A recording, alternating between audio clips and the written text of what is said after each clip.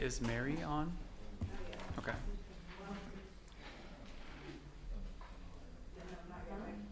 Okay.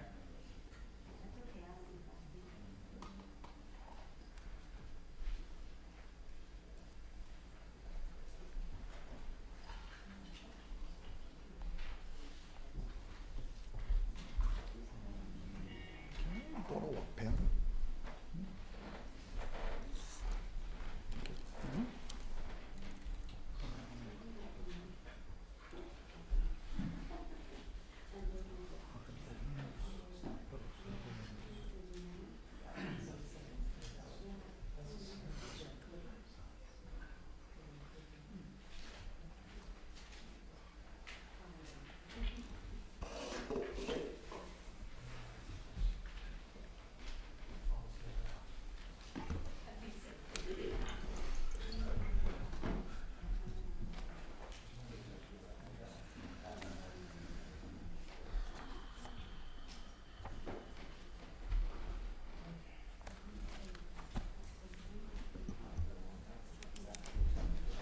One, two, three, four. Okay. And then Nance. Do you see Karen Ferlito? Okay. Will you just add her in so people can see that she's up there? Yeah, so that people can see. Yeah. Welcome to the special meeting of the Planning Commission today. Can we have roll call, please? Commissioner Allen? Here. Commissioner Delbs? Here. Commissioner Karpetkov? Here. Commissioner Locke? Here. Chair LePage? Here. Thank you. Okay. So, first item on our agenda today is the public appearances. Anyone who would like to address the Planning Commission on any matters of municipal concern which are not on our agenda today may do so now. So anybody here in the room want to talk to us about anything in the city? Anybody online got their hand up? Okay, don't see anybody. All right, we will move on to the public hearing. Today we are considering the sixth cycle of the 2023-2031 housing element adoption. So can we have staff report, please? Good afternoon, and thank you, Chair LePage.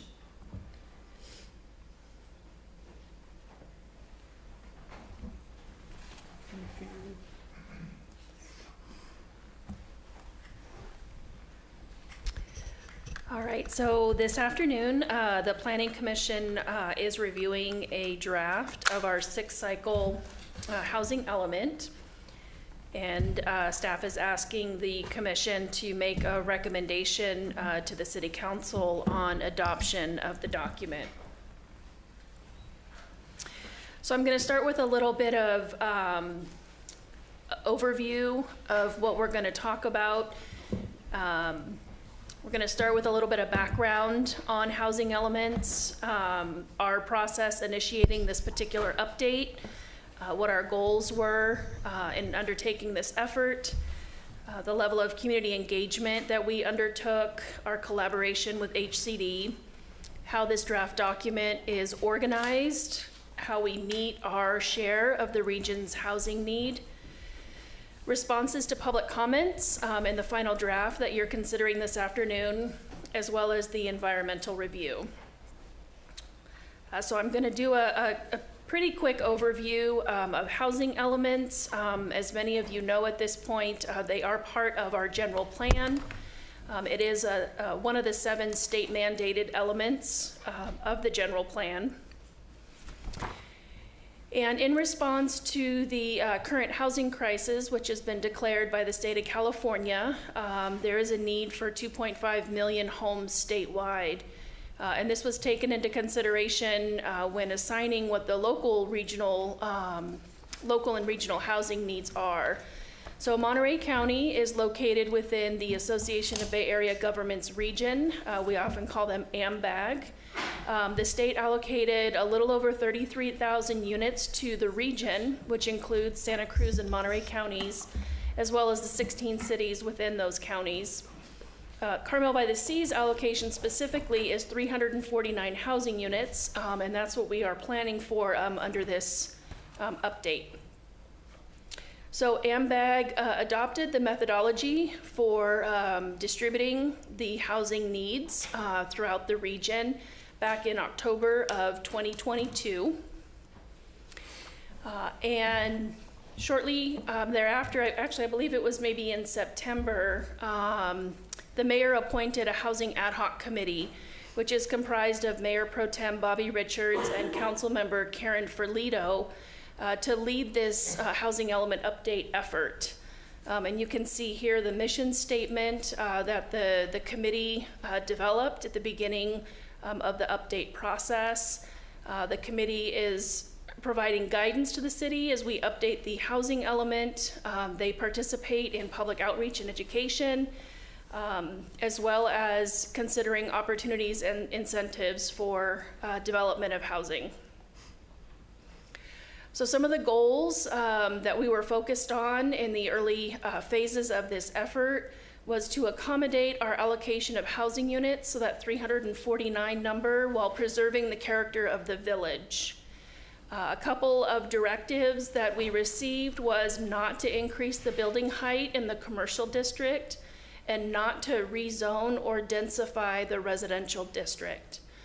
So we undertook this effort with those, two directives in mind, and I think we came up with some really creative solutions on how to accommodate the need while avoiding those two particular items. Another goal of this process was to maintain local control of our development process, our review and approval of permits, to protect the village against lawsuits for not having a certified housing element, and also to minimize our, our exposure to builder's remedy. So initially, our goal was to achieve a certified housing element by the mandatory deadline of December 15th. We came very close, but didn't quite make it. But we are still within the 120-day grace period, and are hoping to be able to submit an adopted housing element to the state in hopefully this week. So some of the consequences of not having a certified housing element, this is something that's been kind of developing over this process. We're hearing more and more about cities in the news that are facing certain consequences for not taking the process seriously. Very recently, Portola Valley had their housing element decertified due to a lack of progress with their rezoning. Beverly Hills was also in the news. They lost their ability to issue building permits until they started planning for their housing need. The city of Fullerton at one point was referred to the Attorney General's office for failing to adopt a housing element. They have since righted their ship, and it sounds like they're doing really well. But these are just examples of how the state really is taking it seriously this round with housing element adoptions. La Cañada Flintridge is another one that was referred to the Attorney General for failing to adopt a compliant housing element and then subsequently denying a builder's remedy project.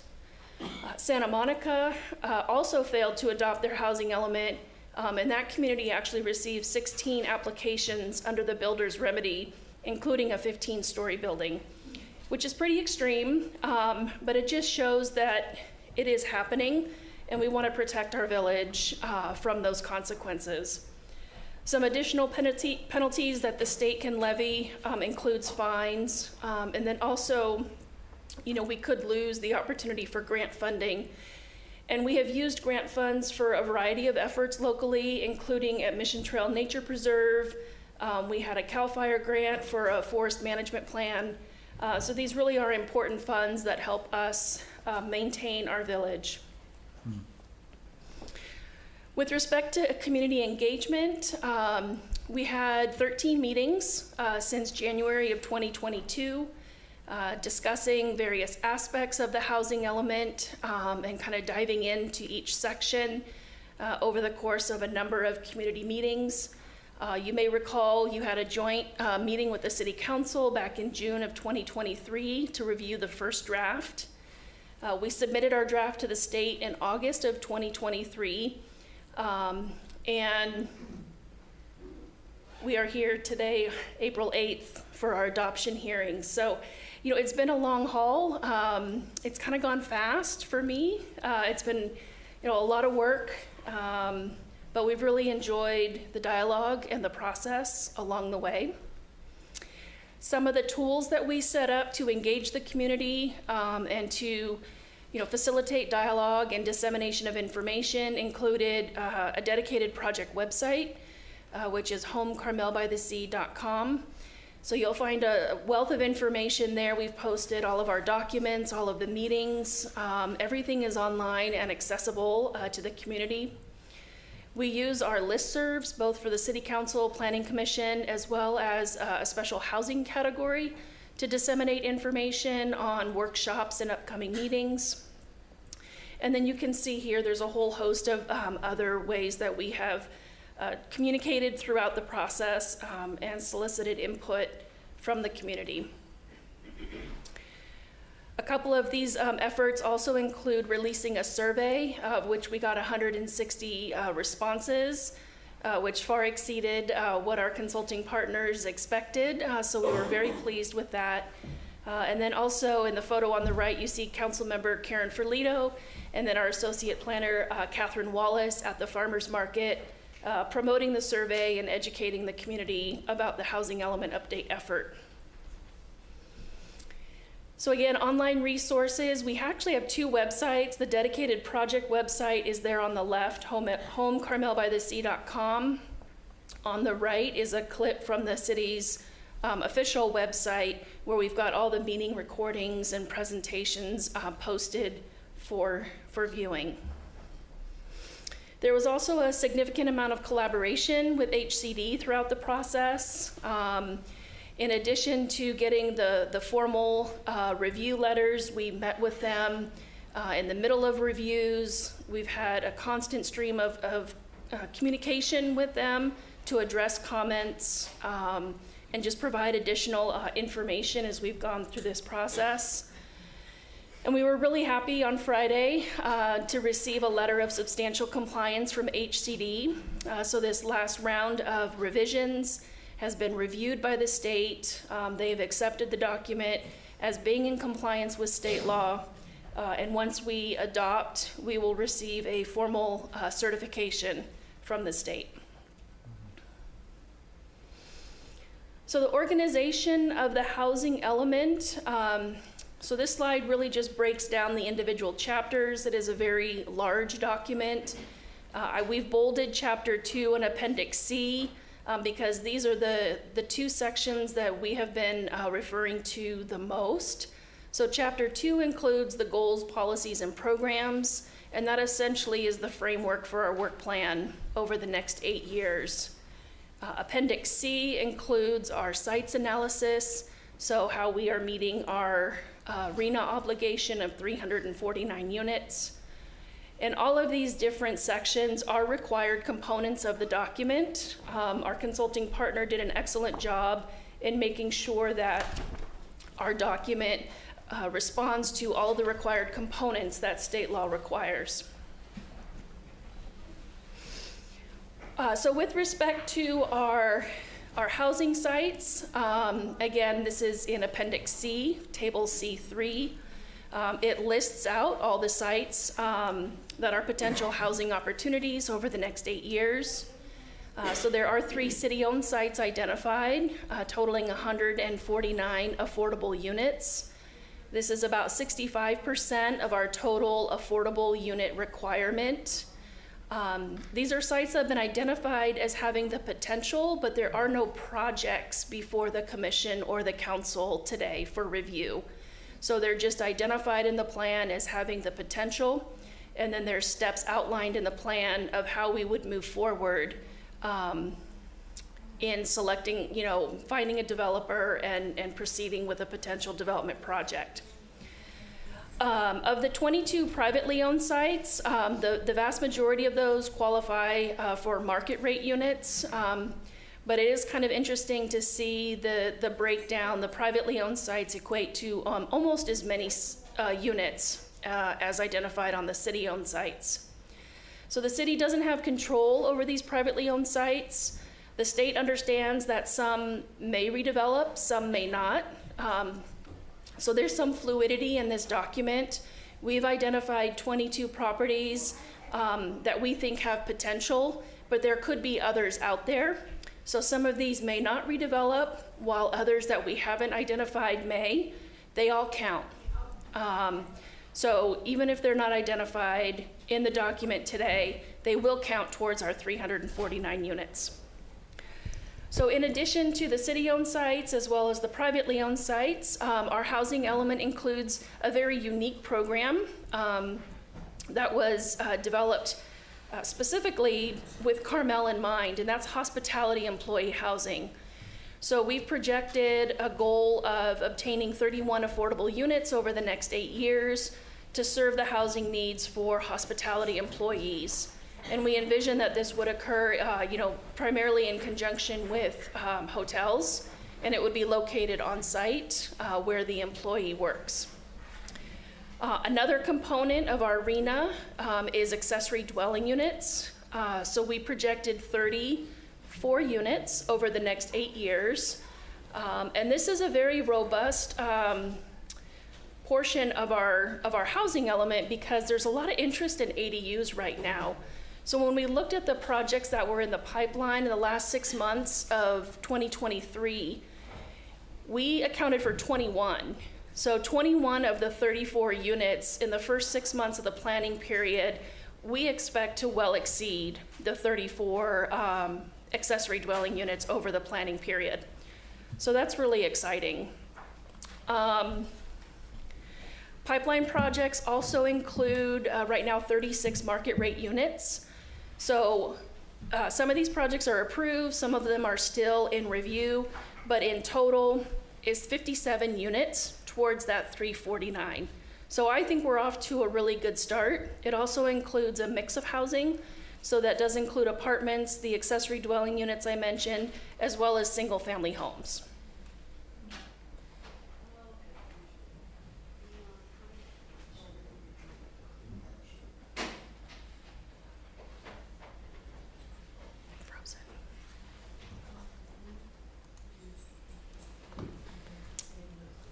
Okay, I'll take this one. Okay. Okay, so I've said this at several meetings recently, and this is worth reinforcing. It tears off of the slide that Marnie just presented, the housing element being a living document. I do want to invite anyone, there's a document sitting right in front of Councilmember Richards that sort of goes through, we had a release a few weeks ago, a document that we partnered with the Carmel Residents Association to sort of like a did you know type of document.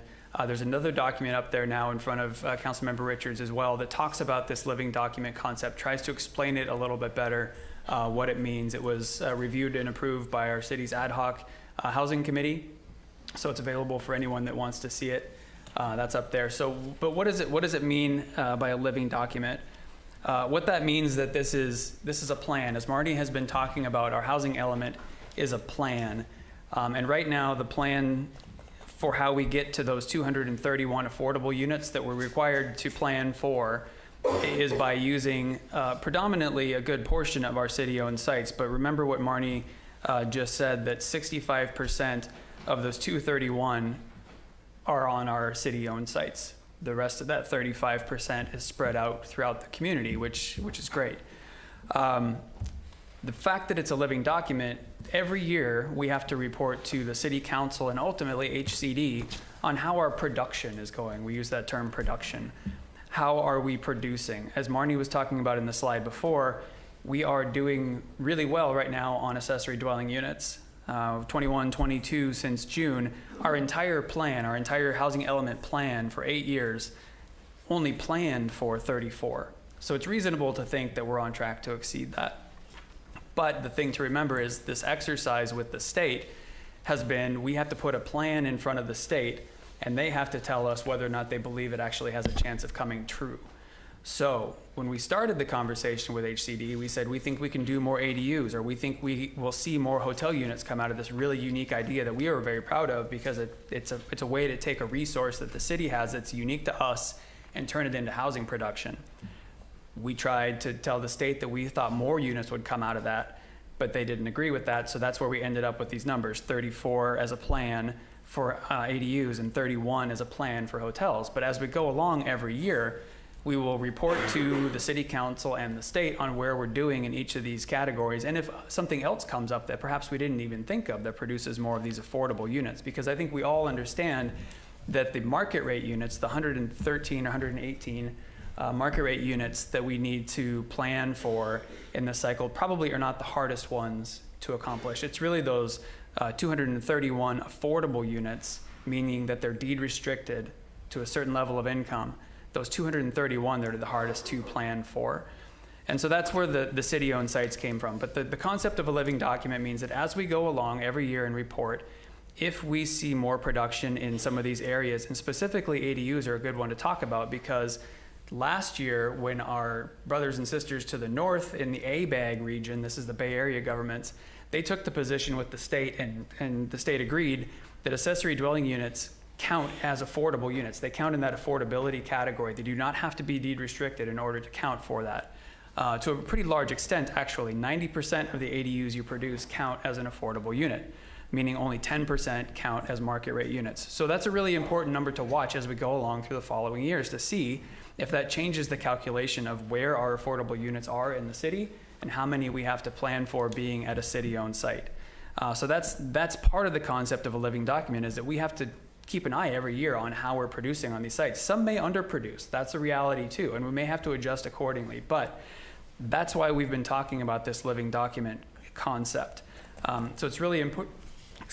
Really important to remember that. So that's the living document concept.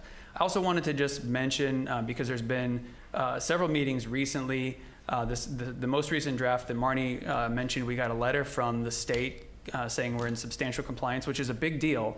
I think Marnie's going to talk later, but of our 13 in our region, is there 13 cities in our region? 16 cities in our region. Only 2 other cities right now have an adopted and certified housing element. We stand to potentially be the 3rd. Every other one of those cities will be out of compliance come April 16th. But the reason that's important to talk about the last few edits we've made is that we did get that letter from the state saying that we were in substantial compliance. We did further refine some of the language about the Surplus Lands Act, incorporating some of the language that Councilmember Dramov mentioned at the meeting. We made sure that language was consistent throughout the entire 500-ish page document, so that anywhere it was mentioned, it read the same way. We also eliminated something that someone brought up about having an incentive for builders to only have to go through one public hearing. We were able to convince the state that was unrealistic. And so they signed off on that. So that language was removed. We also did update the RFP timeline for the city-owned sites to push them farther down the road, partially because, as I was just talking earlier, the housing element is a living document, meaning that we don't know what the world is going to look like with respect to our housing production in a year and a half or 2 years when we're thinking about launching an RFP for a city-owned site. And so we need some time to understand what that looks like. The last major change that was in there was adding some clarifying language to, there's a table in the housing element that just lists the sites by number, those key to a map that exists. Those numbers have no bearing on priority or how soon a project will be tackled. I think there was some concern that the city sites having the numbers 1, 2, and 3 next to them meant that those were the most likely projects to come true, or the ones we were going to put the most effort into. It was just an unfortunate coincidence that they tied to a map that had been created 2 years ago. So we added a note at the top of that chart to make it very clear that those numbers had no bearing on priority. They were only for identification. Think of them like a tag on a tree, identifying a tree in the city. So that's all I can blather for one slide, and Marnie's going to take it back away from me. All right, well, thank you for that explanation. Our next slide speaks to the environmental review that the city undertook as part of this project. So the housing element update is a project under CEQA, and we did prepare with our partners at EMC an initial study which resulted in a mitigated negative declaration that was filed with the county clerk in February and was posted for the required 30-day public review. We did receive 2 comment letters during that review period. However, there were no substantive changes to the document, so it remains the same as what is before you this afternoon. We did receive a late comment letter this afternoon. Our consultant did review that letter and determined that the mitigated negative declaration is still the appropriate environmental document for this project. With respect to site-specific project impacts, those will be addressed at the time that an actual project comes forward for one of those sites. We do not have enough information today to be able to properly analyze the impacts of a development project on any of the sites, and that certainly is not expected of us. Some other issues that were raised in that comment letter are not subject to CEQA, such as the Parking and the Surplus Lands Act. So just wanted to address that public comment that we received today. I do want to just let the commission know that our environmental specialist is here today, Terry Whistler Adam from EMC. If you have any questions, do you want to go further into that? She is here also to speak to that. And then I wanted to recognize our project team. I think throughout this process have been sort of the one presenting all the information, but there's so many people behind the scenes contributing to this effort. And so this slide is intended to give them some recognition for all their efforts. We really can't thank EMC enough for partnering with us. This was a huge undertaking. This housing element cycle included so many new housing laws, and it was a lot to navigate. And so we certainly couldn't have gotten to this point without them. So this is just a small recognition of them, as well as our city team. Again, everyone played a role in making this happen. So just some recognition there for them. And with that, staff does recommend that the Planning Commission adopt a resolution recommending that the City Council adopt the environmental document, and then adopt a second resolution recommending that the City Council approve a general plan amendment and adopt the housing element update. With that, I will conclude my presentation, and I'm happy to answer any questions. Are there questions for staff from any of the commissioners? Commissioner Delves? Go ahead. You want me to go? Go ahead. I got a bunch of questions. We'll see if you ask my all right. question. And frankly, staff, you've done a good job of getting ahead of a lot of the questions I had, so thank you. My first set of questions gets to the urgency. I want to trying to understand why this is both urgent and important, that we adopt this plan.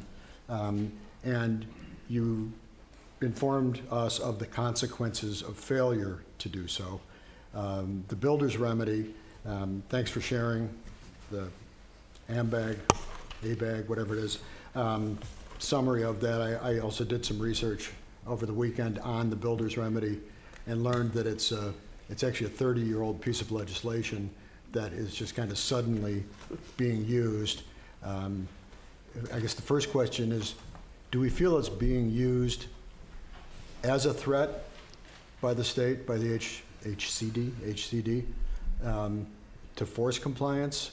Or are they just hinting at it, or are they saying it? It's a fair question. I think it's kind of a two-pronged answer. It's certainly being used by the state to say we're serious this time, but it's also has been used, as you saw from Marnie's slide, by developers taking advantage of it. So I don't think if it's a threat, it's not an idle one. I don't know if I'd use the word threat, but it's one thing they've made us aware of multiple times, that along with the other things like losing grant funding and building permit control and things like that, that it's something that really is out there now. One document I think came from the Residents Association mentioned that there is a builder's remedy project in the county at the old Carmel Hospital which I now, I didn't know that was a thing. I never go over to that part of town. Can you tell me about that? I can't tell you too much about it because it's not, it's not coming in through our jurisdiction. I'm just aware that there is a project there that's that would fall under a builder's remedy. It's pretty massive in scale. It has both market rate and affordable units. The hospital, from what I understand, the hospital itself is what's being turned into the affordable units. So think like an apartment complex with smaller 3 and 4 plexes scattered throughout the site, and then some individual housing units as well. And the issue at hand with that site is that we can't forget that water is still an issue, right? So you have to have water to build a project, but that site has a lot of water, and so they should have no problems getting that through the builder's remedy process. Did they exceed height limits? That I don't know for sure, but they would be able to if they wanted to. It's county. But they could.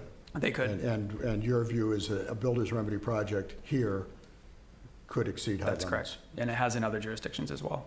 Okay. Next set of questions are trying to understand to what extent the state has been heavy-handed in the development, in the creation of the language that's in here. The first draft of this thing was reasonably benign list of possibilities. Mm-hmm. And that's kind of how I took the original exercise, and I think that's how the ad hoc committee took it as well. I heard Commissioner Richards refer to it as a homework assignment, and that's kind of how it felt. It's like, here's a number. Your duty is to go create a smorgasbord of ideas that might fill that number, and then we'll talk.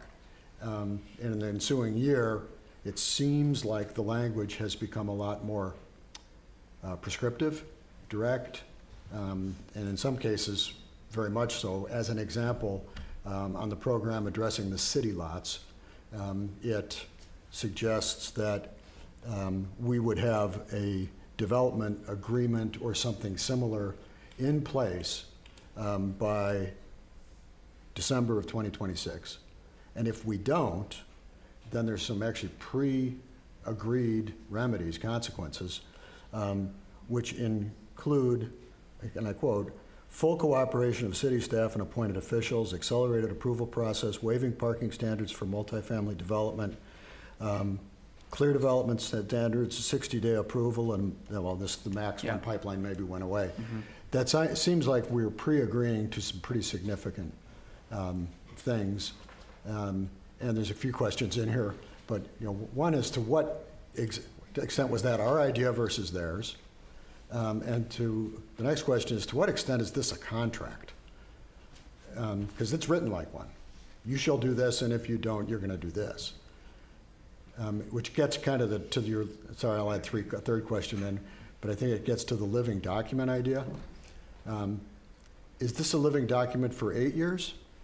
Or when we fail to achieve this goal because we don't have water, so we will fail unless there's a drastic solution for water, can the state come back and say, you missed a deadline, you're out of compliance?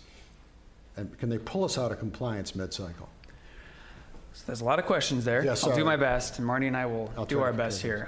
Let me go to the bigger question of heavy-handedness in the process. And I think your question was, is this our document or is it the state's document? So Marty and I have been planners for a while. I've been through 2 housing element cycles, probably only Marty as well.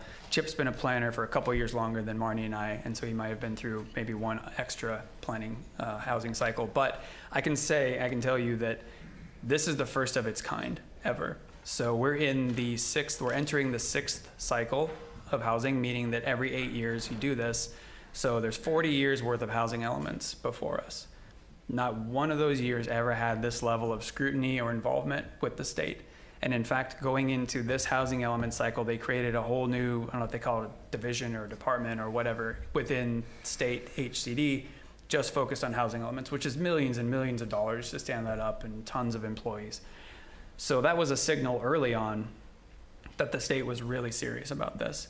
And it wasn't just lip service, because they have scrutinized every word down to the you-know-what, And anytime, we started with a draft that I think your characterization is fair, that we tried to be a little bit softer about the programs because we recognize logically that this is an 8-year plan and you can't plan that well for 8 years, especially when you're talking about housing and land use and water, not having water. So we tried to take an approach of saying we're going to try to set up these programs and do these things, but without so much certainty. Well, the state then turns back around, and then you can read our comment letters that we got, our first 90-day letter, which ours was only 9 pages. Some cities had like 30-page letters from the state, so we were still proud of only getting a 9-page letter. But you can see in those letters what they're saying is, no, we need more specificity. We need you to commit to when you're going to do something and what that thing is going to be, and then what you're going to do if that thing doesn't happen. So all of those edits that you see in there and all of those sort of more finite detail, that's absolutely the state. That's not us. Having alternative actions, that's a state thing.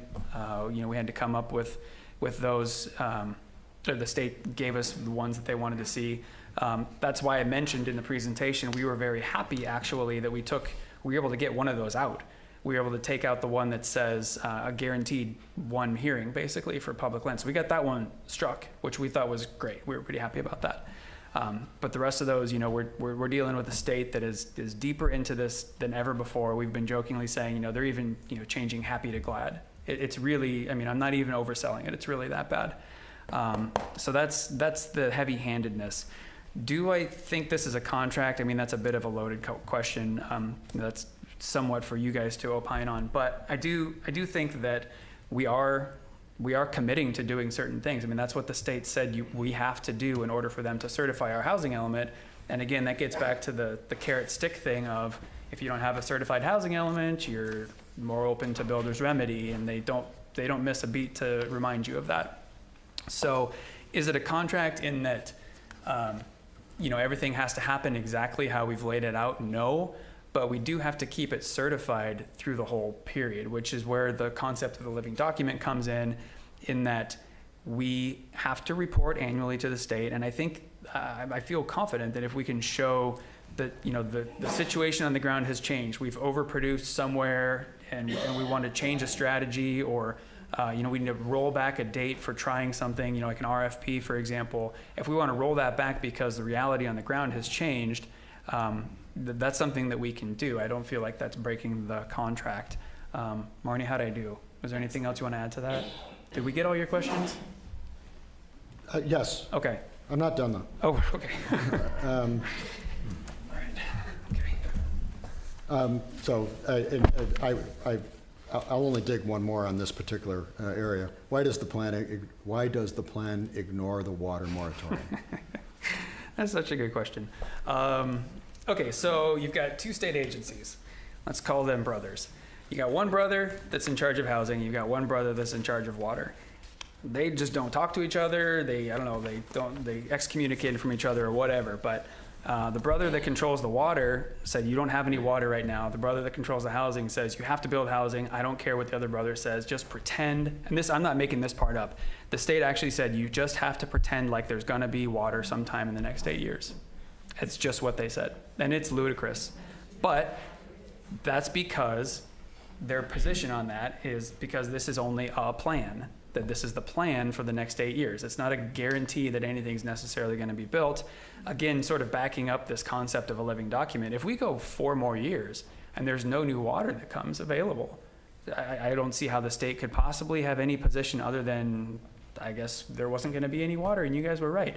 Now, I will say that there are elements of a housing element. There's parts of a housing element that you can still do and have to continue to do without water. So things like developing objective design standards, or developing the program, the hotel program that we're all really excited about. We can develop that program over the next year or two, and you'll see in our calendar there's a schedule in the housing element that lays out all these tasks and programs, and we will work on those. But really, no substantive projects can be built without water, unless somehow something like the hospital site that you're talking about shows up in the city where they have a bunch of water in their back pocket, but the city has no water to give. I was going to ask you what programs could be implemented No. without water. You just Read your answered mind. that. Yep. Thank you.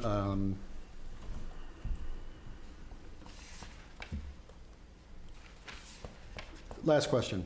Did anybody from the state, from HDC, I'll put it this way, anybody from HDC that was involved in our project ever visit Carmel-by-the-Sea or make an attempt to understand what's unique about? That's a good question, too. So there were people from HCD that came down and visited us. We had a site tour with 3 people from HCD. We walked them all around town. It was a whole day meeting. We had been talking to them early on when we were developing sort of like the framework of the housing element. But then when we switched over to sending our first draft, so we worked with those people through the first draft. But then when we sent it in to the state, said, here's our first try, we want your comments, those people were no longer involved in reviewing our housing element. And we were very frustrated by that, and I actually called our contacts up there and said, for lack of a better way, what the hell? We spent all this time with these people to explain to them what's unique about the city of Carmel-by-the-Sea and walk them around, and none of them are involved in reviewing our housing element. And they, obviously you can imagine what the kind of response I got, but from that point on, we have been dealing with folks who had not been here before and we had not worked with prior to that. Thanks, very helpful. Yep. I have a question. So could we have appealed this?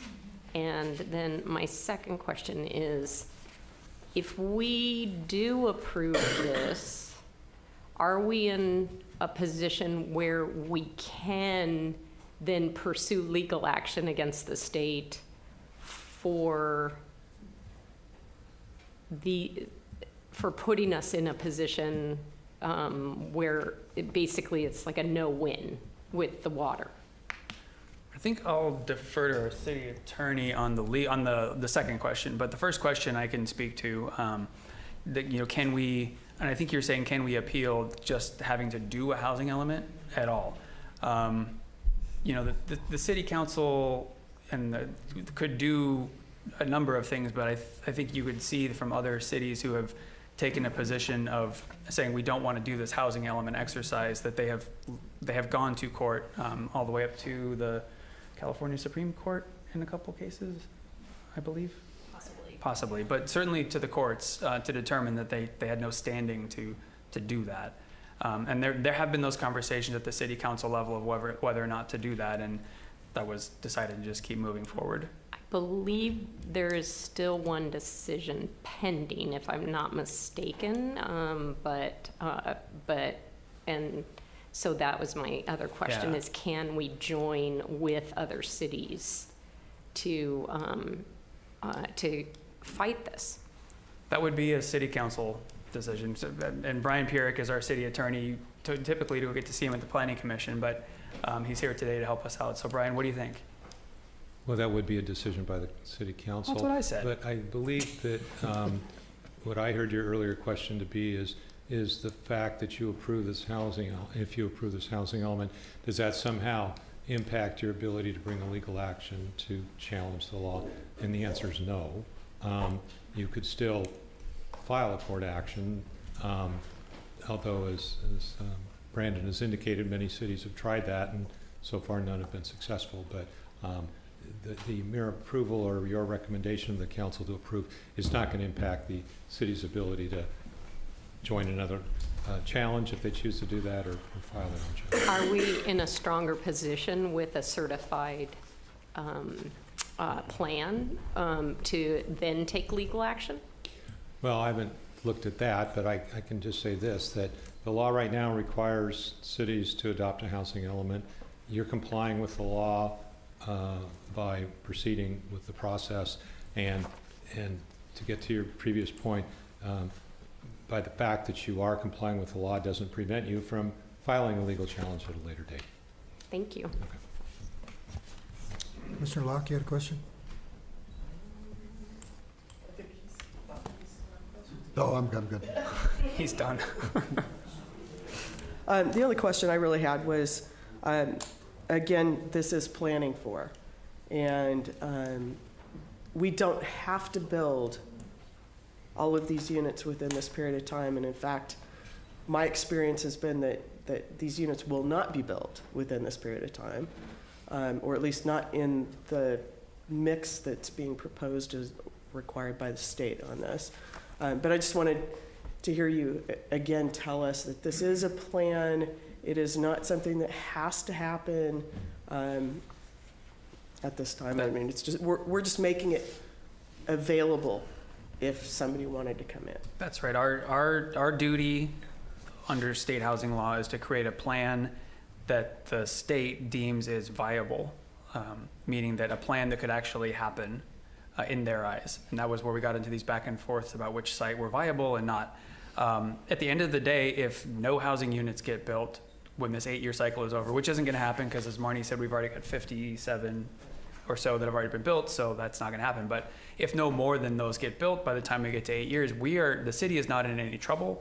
We don't have to then fund building any projects. There's no law right now that requires that to happen. It's just a plan. Yep. Okay, but I just want to clarify that because you said earlier that every year they check on you, and if you're not in compliance, they can take the certification away.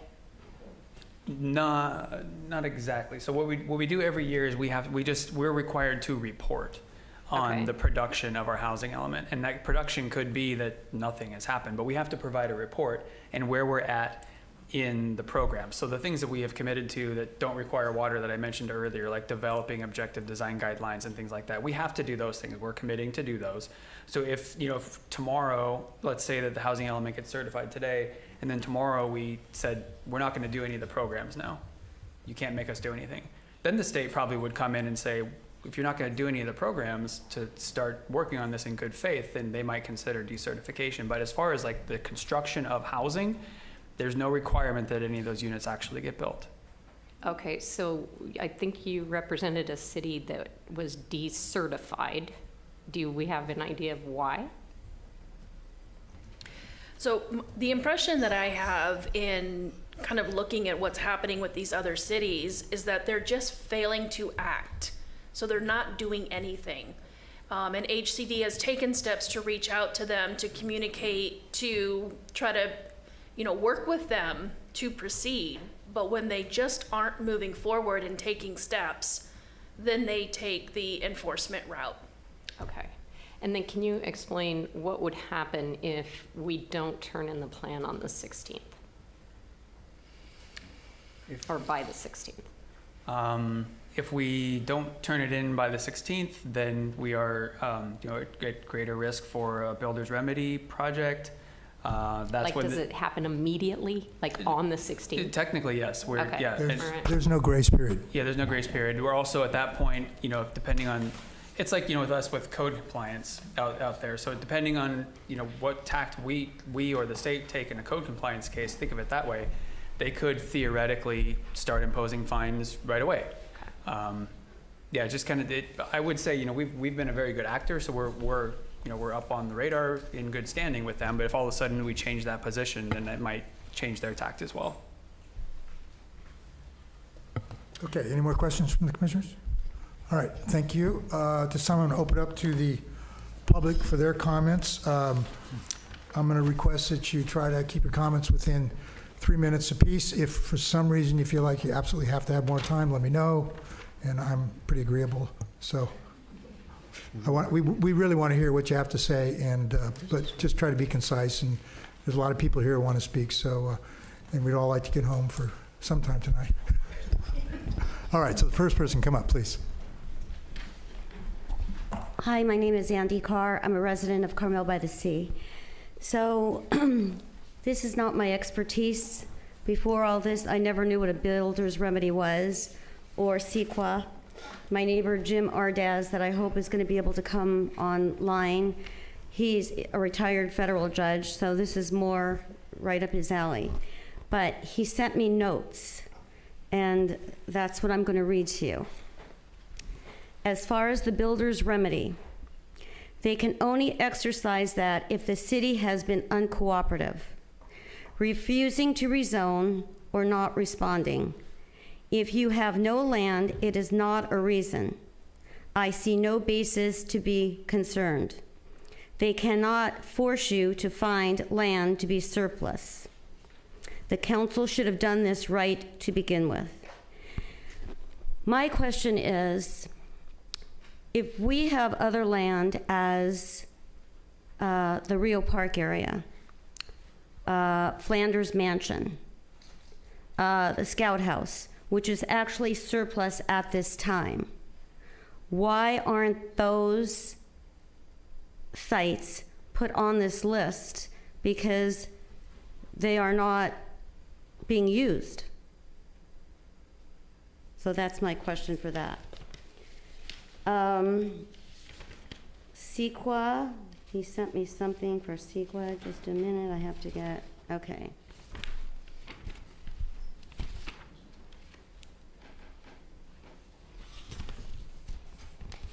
Sorry. Regarding the mitigated negative declaration, is not only disingenuous, it is an outright outrageous misrepresentation. Most people do not understand what an MND means. It is, in effect, an official declaration that taking away the parking on Sunset and Vista Lobos would have no significant environmental effect, even though the additional cars, parking, congestion, water, sewage, etc., would have dramatic impact and are all factors which are included within the California Environment Quality Act, which is CEQA. Either people do not understand what these things mean, or they assuming the public doesn't understand, and they can blow these findings by the public to achieve their actual agenda. The present report is in violation of the statute. I think that the city attorney might be asked whether the council has complied with the requirements of the statute in terms of the land availability. So, I'd ask if you have any questions, but I don't think I'd be able to answer them. Thank you. Okay, the next speaker, please come forward.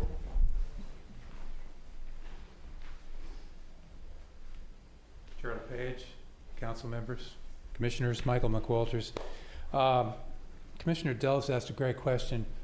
If we don't have any water and we're out of compliance because we can't show numbers of buildings, does that trigger the builder's remedy? That's number one.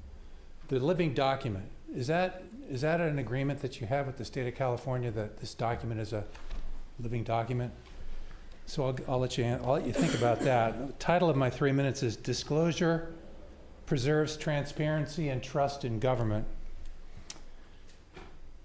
And is today the beginning of the end of Carmel-by-the-Sea as we know it today? Your vote today, commissioners, will answer that question. I think this is probably the most important vote you'll ever make or cast in your time as a planning commission. So, and furthermore, I wanted to ask you, may I ask for a show of hands for those of you who are members of the Land Watch Monterey County? Are any of you members of Land Watch Monterey County? Good.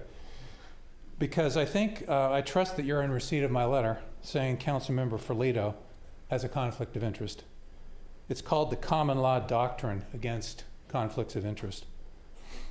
And it's called the Common Law Doctrine Against Conflicts of Interest that, in my opinion, Councilmember Ferlito violated by not disclosing her 25-year relationship with Land Watch Monterey County. First as a founding member, and then served on the board from 2009 to 2017. And in my opinion, by not disclosing this relationship that she had with Land Watch, the work product of the Affordable Housing Ad Hoc Committee she co-chaired was corrupted.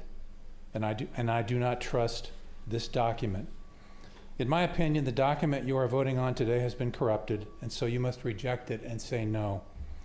Tell City Hall to start over with 2 new co-chairmen, or tell them to fix the document by removing the Sunset Center North and South parking lots and the Vista Lobos parking lot from the list of affordable housing sites.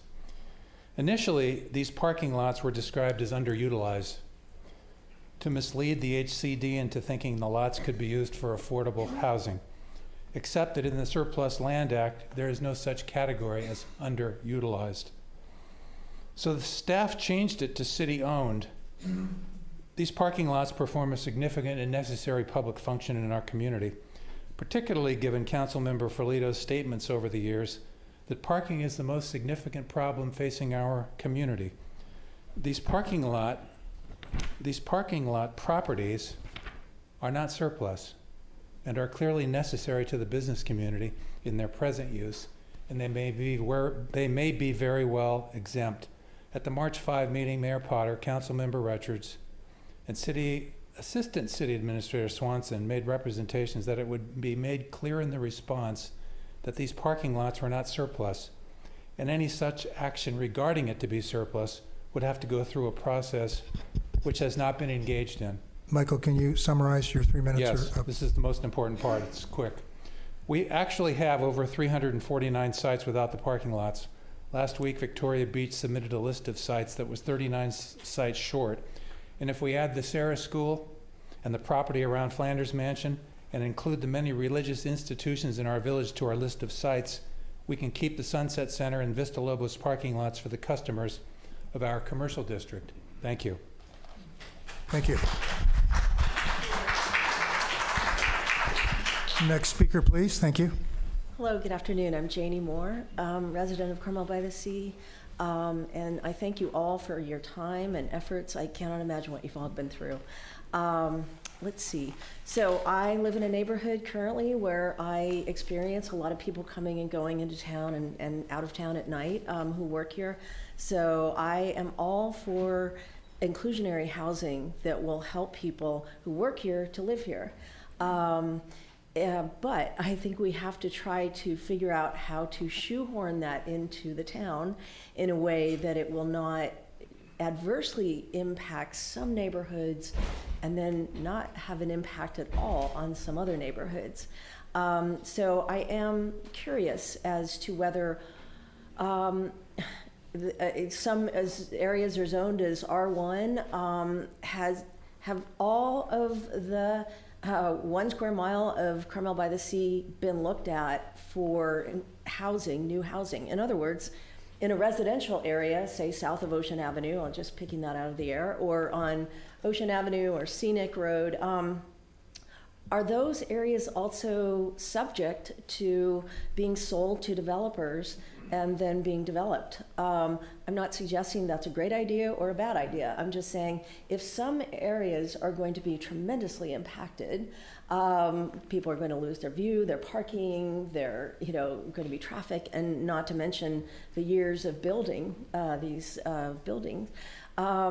Will that be open to all parts of Carmel? Because it seems to me if we're in it, we should all be in it together and equally, and not worry about, gosh, well, high property value here, a lower property value there, or there's a gas station up there, so that's kind of the industrial area of Carmel. I think that all areas should be looked at if we're going to look at any areas in the name of fairness, because I think we should all get on board and do this the best we can, but also not blow up our town to the point that it is unrecognizable in a few years in certain areas, and then other areas just have no impact. So, and if it were distributed a little bit more evenly, perhaps that might allow some of the volume to come down of what we're proposing, maybe 3 stories in some areas, and where it will be very impactful. So, and take public parking. So thank you very much, all of you, for your time. Thank you for your comments. The next speaker, please.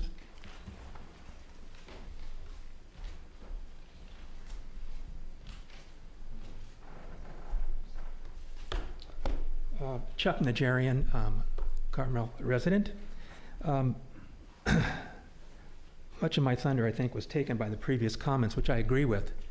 And I agree that the decision you're about to make today is probably the most important you're going to make. I think it's probably the most important, probably the last couple of decades. And I think in making that decision, you should consider the fact that I see Carmel, what I've learned over the last year is a divided community. There's people in Carmel who seek to change it. They seek to reduce cars, they want to increase bikes, they like modern design, and so on. And then there's people in Carmel who are seeking to protect and preserve it. I assume that city government would be protective of Carmel, protective and would be interested in preserving it. Unfortunately, I don't think that's what I found, at least with regard to the housing element. I've learned some things about the city council that concern me. I think there could be a conflict of interest, that's one. But I also think they're locked into the housing element. And I think they've used fear tactics in order to do that. And I don't think those fear tactics are founded. For example, I found it interesting that the state itself identified things that the city could do, and those were significant. For example, they could have used lack of infrastructure to potentially reduce the housing numbers. And this is pursuant to the state's directives. And what we're talking about is water, and we've already addressed that tonight, but sewer, electric, other utilities also come into play there. And this is a directive from the state. The state also indicated that first and foremost, the Surplus Land Act should have been used correctly in identifying those parking structures or those parking lots, Sunset, Vista Lobos. And if they did that, I think they would have found that those parking lots are being utilized, and they're very important, and they've been utilized for years, and they're critical infrastructure, if you will, for the city of Carmel.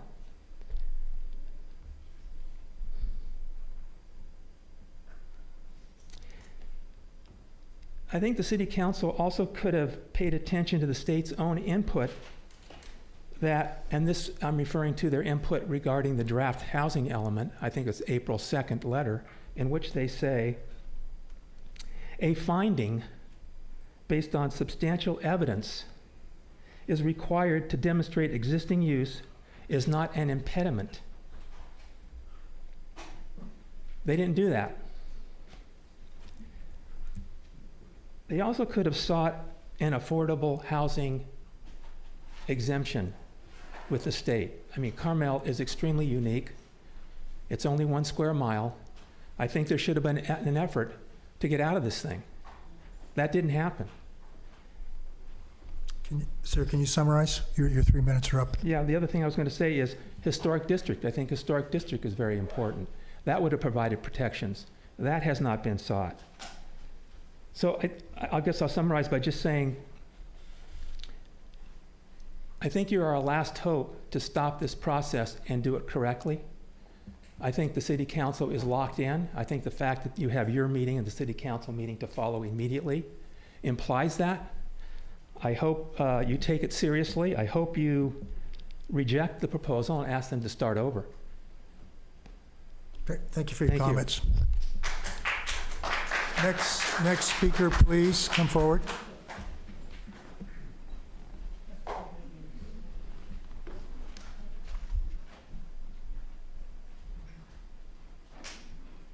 Is that something we should be concerned about? I think that's just the local media putting a microphone on the podium. So you can decide if you're concerned about that or not. What was that, Ken? I'm a little afraid to come up here. Ken White. This, I think all of us understand, is a opening of the door for the state of California to come down in the future and ask for more and more from our planning. Okay, all right. And the point is that I think we're opening up the door to the state of California. I know you can't do anything about it, but it bothers me deeply that from this year on, you're going to probably have other issues that will make us help solve their problems in the state. And I'm going to throw 3 issues out here for you. They're absolutely stupid. really absolutely stupid, but I'm thinking about this. Of all the sites that you have been chosen for you, the Vista Lobos and the Sunset Center have to do with parking. If you actually end up having to do something, what you said that they're open for use, then you're saying you don't have a parking problem in this city. You do solve one problem, you cause another one. But I'll list 3 sites and ask if they're on the list. Now, Vista Lobos is on the list, right? And that's open space parking, all right? What about the First Murphy Park? There's a lot down there. Is that out on the list? Well, that's a cherished thing for Carmel. I don't think it should be, but did we consider that? Did we consider the Devendorf Park? It'd be great low-income housing in the middle of the city. It's a really stupid idea, isn't it? But did we consider it's open space? It's cherished, just like Sunset Center is.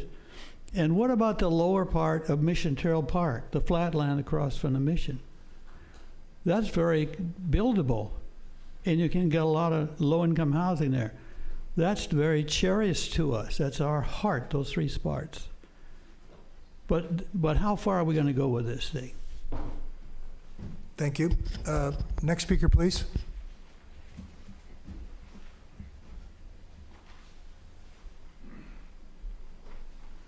Thank you all for being here and helping us come to a conclusion.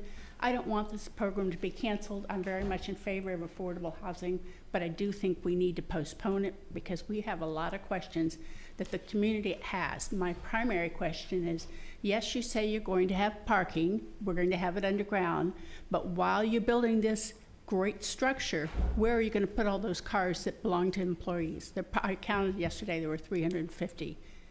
2 employees stopped me and said, what are we going to do if we can't park? So anybody have a question about where they're going to go? Well, don't know how long this project's going to take, but most take between 6 months and a year. Any thoughts on where they're going to park? They can't park out of the city. Anyway, that's the biggest question that worries me. We live on Mission. We have had 3 houses built this year. And with trucks going by, you know how skinny our streets are? You can't get 2 trucks. You certainly have a hard time getting 2 cars. That's my last point, but I think you need to think of how wide the streets are, where you're going to be building, where the entrance is going to be. That's probably my second biggest issue. Thank you all. Thank you for your comments. The next speaker, please come forward.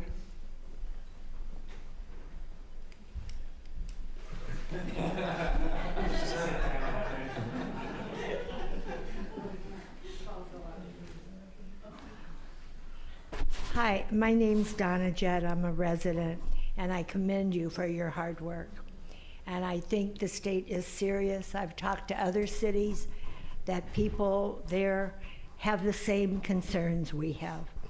We are not alone, and many of these ideas were very good, but they should have been here 2 years ago when you started, not at the end of your process. You did a great job, and I commend you for it. But Linda Calafori is not here, and she asked me to read this if I was brave enough. I said, yes, I'm brave enough. And Linda served on the commission, the Activities Commission with me. She's a concerned citizen and resident. Linda says, I thank and commend our city council, staff, and community for their completion of this groundbreaking project that offers more affordable housing to Carmel-by-the-Sea. Linda Calafori. And so she's watching because she's in LA on Zoom, I'm sure.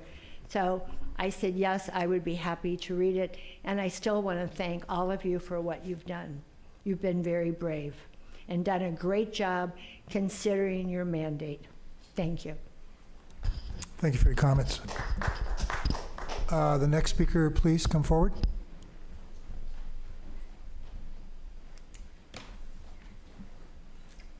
Good afternoon, Chair LePage and Planning Commissioners. This is Christy Hollenbeck. I would like to read you some of what Amy Kalish from citizenmarin.org said in a recent interview with California Insider Show. The goal is to densify every town in the state, to densify it. so that we would be walking, not driving. The whole policy has been applied as a one-size-fits-all with no complaining. These buildings are built for profit, single-family homes for rent only, so they're kept off the market forever, and whole neighborhoods do get bought up by corporations. What the state does is they bloat out the housing and community development budget, hire a lot of people to come and bother every city to see what they're doing. They write a ton of reports to spend millions of dollars on paying consultants to write reports, and none of that is going towards any kind of solution or housing. We should expect to have local democratically elected government that speaks for us to make long-term sustainable plans for the future of our communities, for us, not just for the benefit of investment developers. Responsible managed growth does not mean jamming huge amounts of housing into fire danger zones in the midst of a severe ongoing drought. We certainly shouldn't be bullied by our own state government into cramming houses into hazardous areas to fulfill numbers so ridiculously large that they are being audited. They are setting us up to fail. Once we fail, the state takes over and grants builders remedy. If you do not make the number, you would be living in an if you do make the number, you would be living in an entirely different city. They are forcing us to densify an area that could not be safely evacuated in an emergency. It is really criminal. Who is looking out for the safety of residents? Coastal areas can have very large developments coming, and the Coastal Commission can be overridden. These units could be held as investments and kept empty. Some cities are getting rid of planning and design review boards. We lose small towns with character. They are trying to demonize us as racist. Inhibitors to housing are zoning, CEQA, and community input. This is not democratic. Top-down control from a one-size-fits-all state that makes cities spend tons of time and money, but is not providing real solutions. Cities are beginning to wake up and fight back. CitizenMarin.org and CitizenCalifornia.org are good places to go look. We have an affordability crisis, not a housing crisis. The RHNA is too much for our city to safely accommodate. Our infrastructure can't handle the increased population. We are being set up to fail, and developers will decide how our city grows, not responsible planners. The RHNA failed an audit and has since been proven to be based on faulty population projections. We will not grow by 7 million in 2031. Our population will remain flat until at least 2060, according to the State Department of Finance, says Amy Kalish. This is scary Christy, stuff. can you summarize? You're running out of time. Yes. If we do decide to put this plan forward, to avoid punishment from the state, I would suggest saying that we're turning this in under duress, as there is a heavy hand of government forcing us to comply. Thank you. Thank you. Okay, next speaker.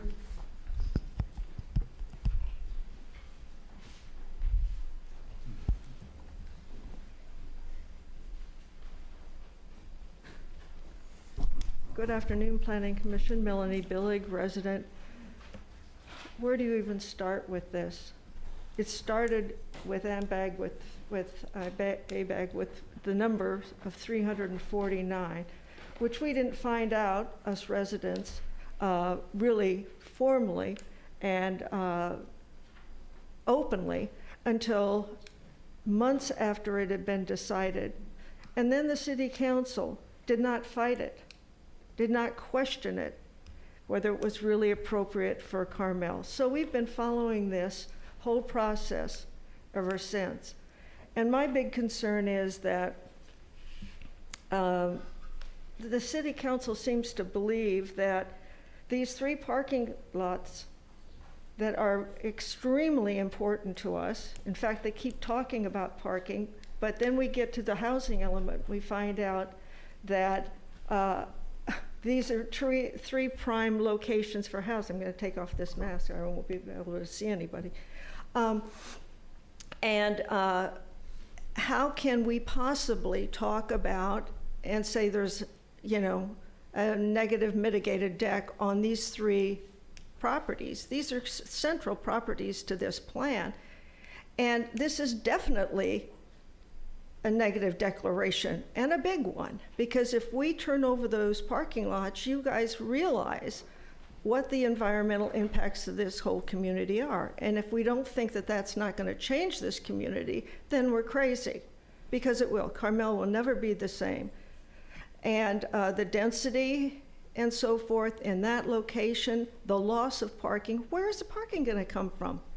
Where is the parking? Are you assuming, City Council and staff, that we're going to have someone come in and build a couple layers of underground parking at the cost of parking?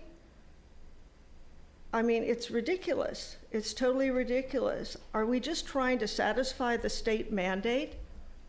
I mean, the whole issue of looking at the Surplus Land Act and complying with that should have told us that we've got a problem. And then this whole issue of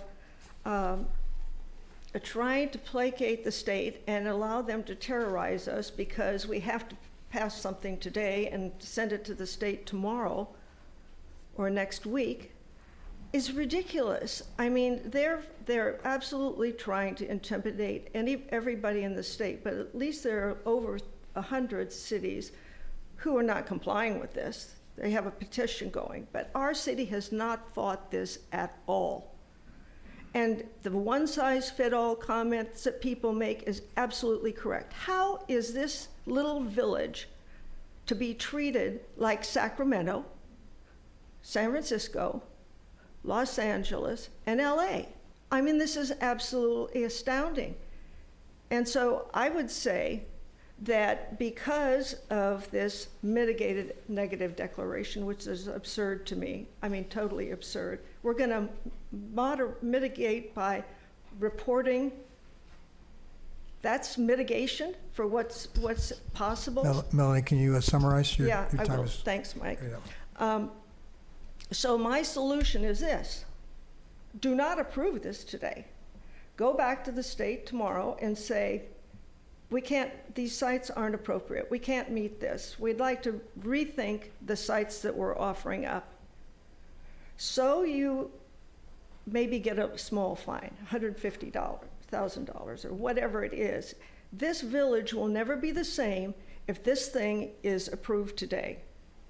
And I think most of the people in this town, if they truly recognize, and there is a petition going around, Thank you, Melanie. we will be very unhappy with all of you. Thank you for your comments.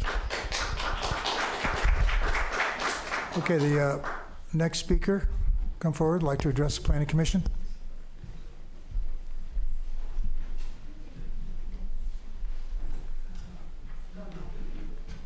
Good afternoon. My name is Lee Cox. I live on Guadalupe Street. I moved here in 1997. I had my honeymoon at the Hofsass house way before that. And I love this place. And I think the plan you've created is going to harm it in a serious way. I know you don't like to hear that because the state has said to you, if you're not in compliance, you're going to feel great pain, right? That's what they said to you. They've threatened you. And basically, you've said, we're going to create a plan that we're calling a living document. And I see you almost wink at each other when you say that because you think that next year and the year after you'll be able to say, well, there's some very substantial and good reasons why we can't do this, and that you'll get out of it later rather than getting out of it now. Do you really think that the state that's threatened these draconian financial penalties and other penalties, legal penalties, is going to not find a way to tell you, no, you submitted this document, now you have to do it? Now, who do you think you're going to get to buy the Sunset Center parking lot? For how many millions of dollars if you sold it retail today? And then who's going to put the affordable housing on it? Who's going to create those subterranean parking garages that you claim could possibly be put there? It's just not common sense. It's not practical.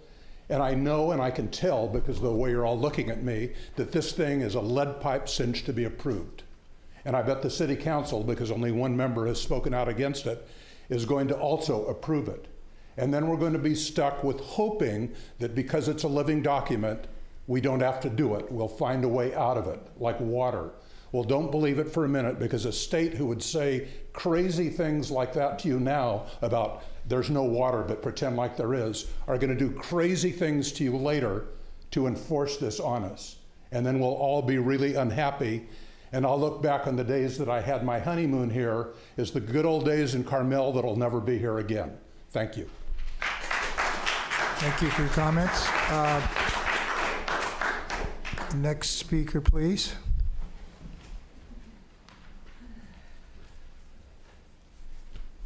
Hello, everybody. I'm Victoria Beach.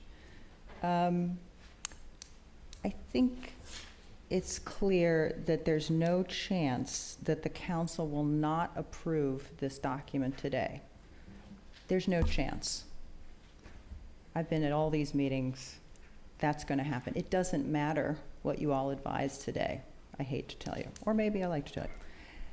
So I think the question before us is what happens after the certification that is, thanks to the hard work of the staff, very likely to happen by the deadline, which is a remarkable achievement. And I think it is, I feel very positive about most of what is in that plan, and I have been very supportive of it all along. However, as basically the entire room has said, folks who care about housing, low-income housing, and people who are not in favor of it for this town, all seem to agree that it is very serious to take public land away from the public without a robust public process and without robust public support. You brought that up, Commissioner Delves. So the state did not require the specificity of our program for these particular public lands, although the staff could correct me if I'm wrong about that, just that we have a viable specificity on affordable units. We just couldn't find that fast enough elsewhere.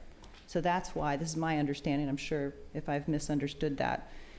So if we were to have found these affordable units elsewhere, then folks would not be upset about the public lands being ripped away.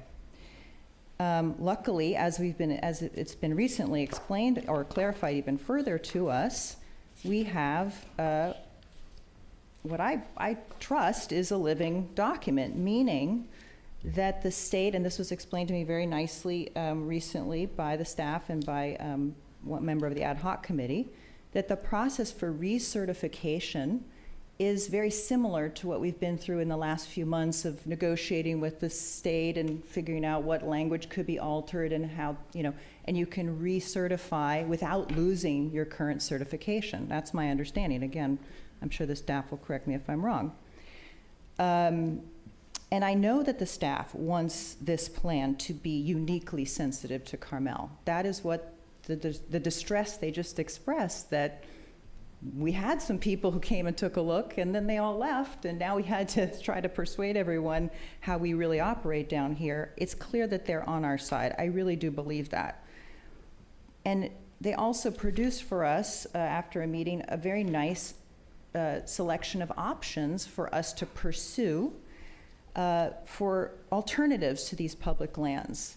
4 programs, one of which I didn't even realize is absolutely a commitment from the city included in our plan now, program 3.2.B, that requires us to pursue the church lands. Didn't know about that even at our meeting the other day.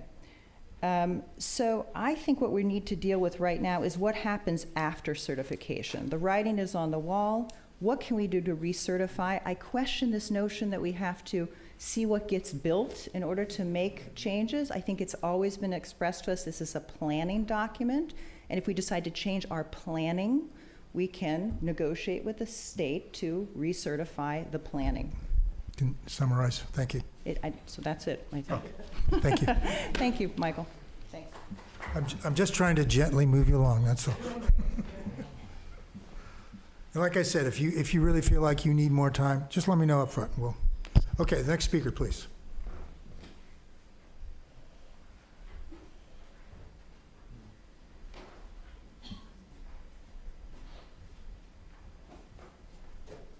Yes, I'm Harvey Billig, resident of Carmel, and I think there's some things that haven't been discussed here. One of the things is the auditor for the state has declared that this requirement is probably 3 to 4 times what is really should be done. So there's a lot of grounds here. That's the reason a number of cities have decided that they did not want to go forward with this kind of approach. And I think that you do a great disservice to all of us if you approve this document. I think it creates a tremendous situation. I think that in the overall sense for the state, there's going to be a giant backlash and a lot of problems that arise by many, many cities. And this is not going to, and I think we're better off being part of a large number of cities and counties, some counties who are not participating because there's strength in numbers. And by caving in, and one thing I'd like to say about the Sunset parking lot, I took an inventory over a number of days and never found any parking spots, more than 1 or 2, available.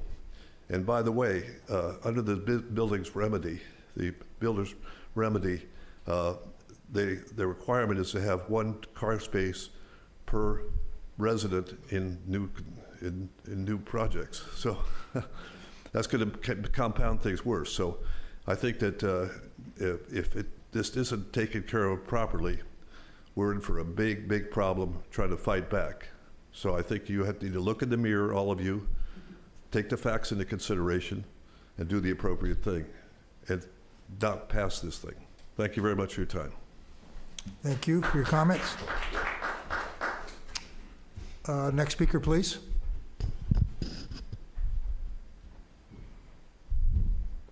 No other speakers in the chamber that want to come forward? Or anybody online got their hand up? Why don't we take those at this time? If some of you decide you want to follow up or make a comment, you can come back up later. Okay, Jean McWalters, you have your hand up?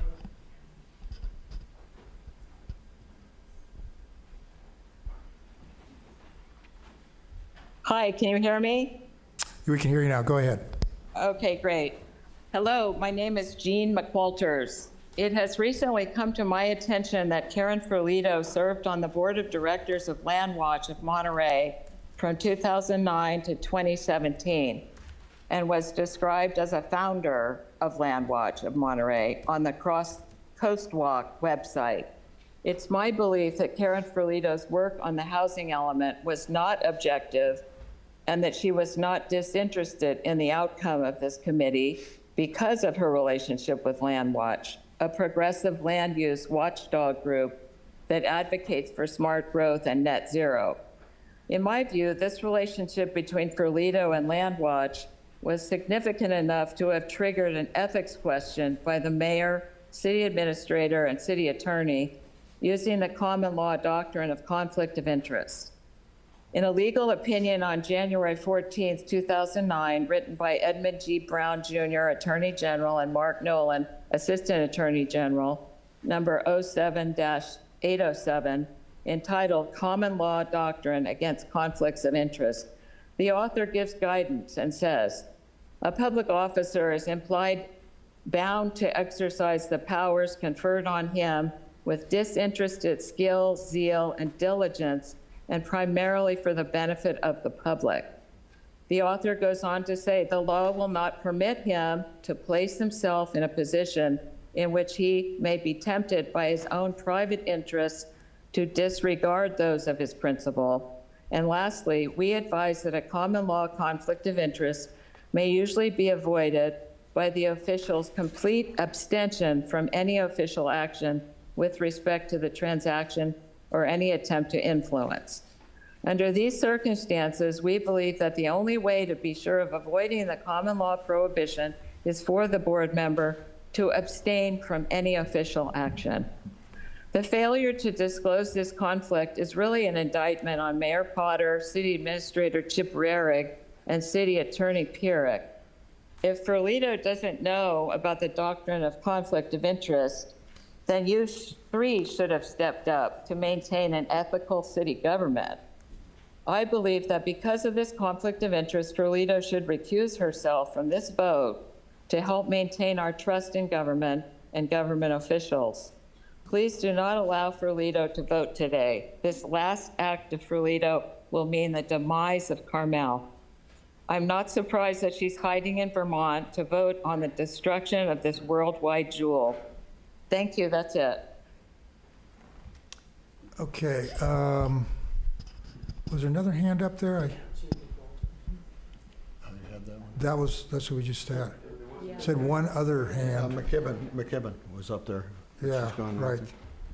There. There it is, yeah, okay. There we go. Yeah, Carol McKibben, go ahead. Thank you. My name is Carol McKibben, and with all respect, I could not disagree more with the last message. Karen Ferlito is first and foremost a person of the highest integrity, and this idea that just because she had participated in Land Watch makes her ineligible to vote is certainly nonsense.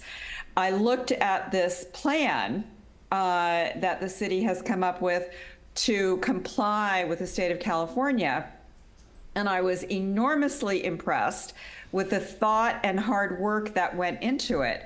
And I worry about what I'm hearing to be a lot of misrepresentation and hysteria surrounding it. I think that it's a solid plan. I think that Victoria Beach made some excellent points about how to fulfill our obligation to the state in a way that increases equity and provides affordable housing. And there are details that we can disagree on. But at this point, this is not the point to derail the whole plan. I think that it's a solid one. I admire the staff for their hard work. I admire the city council. And the person I admire most here is Karen Ferlito. I think that that was a very, very misplaced comment by the last speaker. And I couldn't disagree more heartily. Thank you. Thank you for your comments. Okay, do we have any other hands up online? You see any there? I don't know. Okay, I don't see any there. Okay. Is there anyone else in the chamber that would like to make a comment on this before I close the public comments? Okay. I'm Joe DiNucci, resident of Carmel. I want to second what I just heard. I've known Karen Ferlito long enough to know that she's a person of impeccable integrity, and the ad hominem attack on her is completely inappropriate. I also share Victoria Beach's optimism that working document is indeed what we're working with here, and that the reality of what ends up getting built can vary from what's in this plan, potential plan. I personally can't imagine where in the world the money is going to come from to put underground parking in Sunset Center, but I'm optimistic that the smart people in the city will figure out what the alternatives really are and what else we can do. But I think the time for personal attacks is way past. Thank you for your comments. Anyone else would like to address the Planning Commission? I think we have two more hands online, perhaps, Mr. Oh, Chair. do we have some more hands? Do you see anything, Leah? I did see a hand, but I don't see it now. Can I speak for myself? I spoke for Jim Ardaz earlier. Go ahead. I would like to say that I think part of the problem here is that when the city council formed their ad hoc committee, they did not include throughout the whole process one single resident. And this seems to be the pattern with our city council. It was the same thing with the police station. But right now we're focusing on the housing issue. And I think if they had integrated the public who live here for input and some of their intelligent comments, we might be at a different place right now, and there wouldn't be so many people that are polarized in both directions. Okay, did that person online, did they show up? I saw a hand go up and then it kind of disappeared. I don't see anyone online right now. Okay. All right, up. No, there it keeps, it's flashing. Does it look like James? You there, James? There I see him. Mr. Ardaz, am I pronouncing that right? You want to unmute yourself if you'd like to speak to us? Going. Okay. There he is. Okay. All right. Well, my wife would probably like to mute me and have that button, but anyhow. Well, I'm going to take just a few minutes. My name has been mentioned and a lot of things have been said. My name is James Ardies. I'm not a retired federal judge. I'm the retired presiding justice of the Court of Appeal for Central California. I'm not appearing today as a judge or as a lawyer. I'm appearing here as a resident. And I want to say this. My wife and I spent a lot of years putting together the wherewithal so that we could have a home here in Carmel, and we love this community. There are a few things that I think I want to point out. First of all, the letter from the state, April 5th, makes it clear that the lots have to be shown by substantial evidence to be available for redevelopment within the housing period. There's nothing here that shows that that's true or that that's available. These are not surplus land. We all know that. And they have not been found to be surplus land by the appropriate process.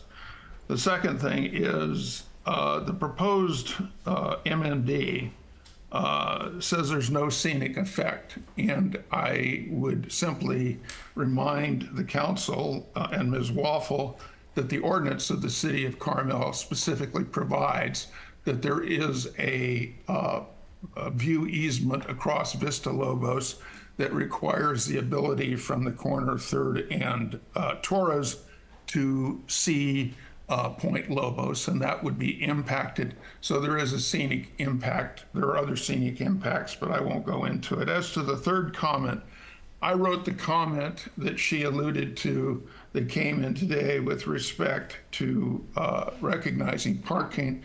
And with all due respect to Ms. Waffle, I would point out that there are at least 3 California Court of Appeal decisions that make it clear that the impact upon parking is an appropriate CEQA analysis, and that it should be analyzed properly, and it does affect the legitimacy of a mitigated negative declaration. And if you want, you can look at a case called Taxpayers Advocacy at 215 Calop 4th, 1013, which makes that very clear. So the impact on parking is a factor to consider, and it should be a factor to be considered in this document. It is not. I believe the document, frankly, simply moves past by conclusory statements that these are not significant environmental effects.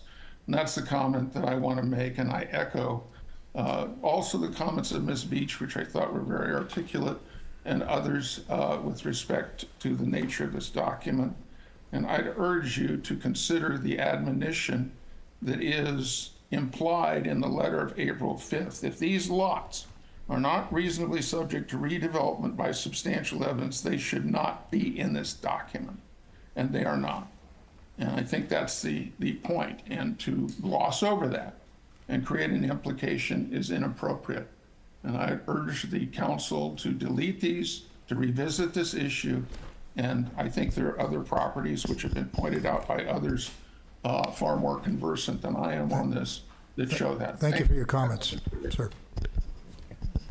Okay, is there anyone else here in the chamber? Anyone else online? Don't see any hands going up. I'm going to close the public comments. Open it up to... Please don't just speak out in the chamber. Thank you. I'm going to close the public comments right now. Let's just double check if we could. Leah, do you see anybody? There's a hand on it, but I didn't see that. Oh, it's raised now. It wasn't before. It wasn't before, yeah. and it isn't again, Okay. so. Okay, Michael Noakes, you got your hand up. Unmute yourself. Hi. There we go. This is Dr. Noakes, Michael Noakes, and thanks for the opportunity this afternoon, evening. And I have an update on the petition against the current version of the plan. 275 signatures were gathered in less than a week. The results are now part of the public record. In addition, there's an interesting report, 2023, from HUD, specifically the Office of Policy Development and Research, based on 9 peer-reviewed papers that's worth sharing. The subtitle for it reads Evidence Matters, and it does. Here's a summary of the findings. Neighborhood level indicators are linked to important outcomes for people residing in neighborhoods of concentrated lower incomes, including psychological distress and health problems.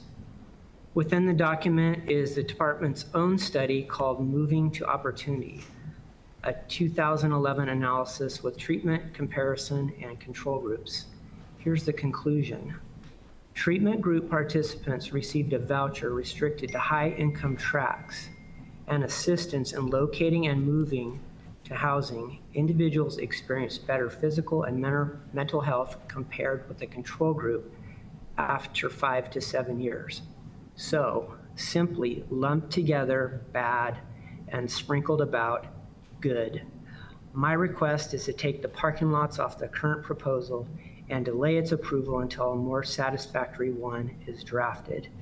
There's clear anecdotal and quantified opposition within Carmel-by-the-Sea. Just, I'm looking right now, 15-2 in the chambers this evening. Enough by far to overturn a vote or sway an election. Experts at the April 2nd meeting asserted placing most of the new residents in large structures on three lots is improper. The presented study is confirming. For those of you in favor, are you willing to go against what the community desires? Are you willing to ignore the academic consensus? If so, how do you, on your own, somehow know better? Again, please submit an agreeable and theoretical plan regardless of the time needed to do so. Thanks again. Okay, do we have any more hands going up online? See anything there, Leah?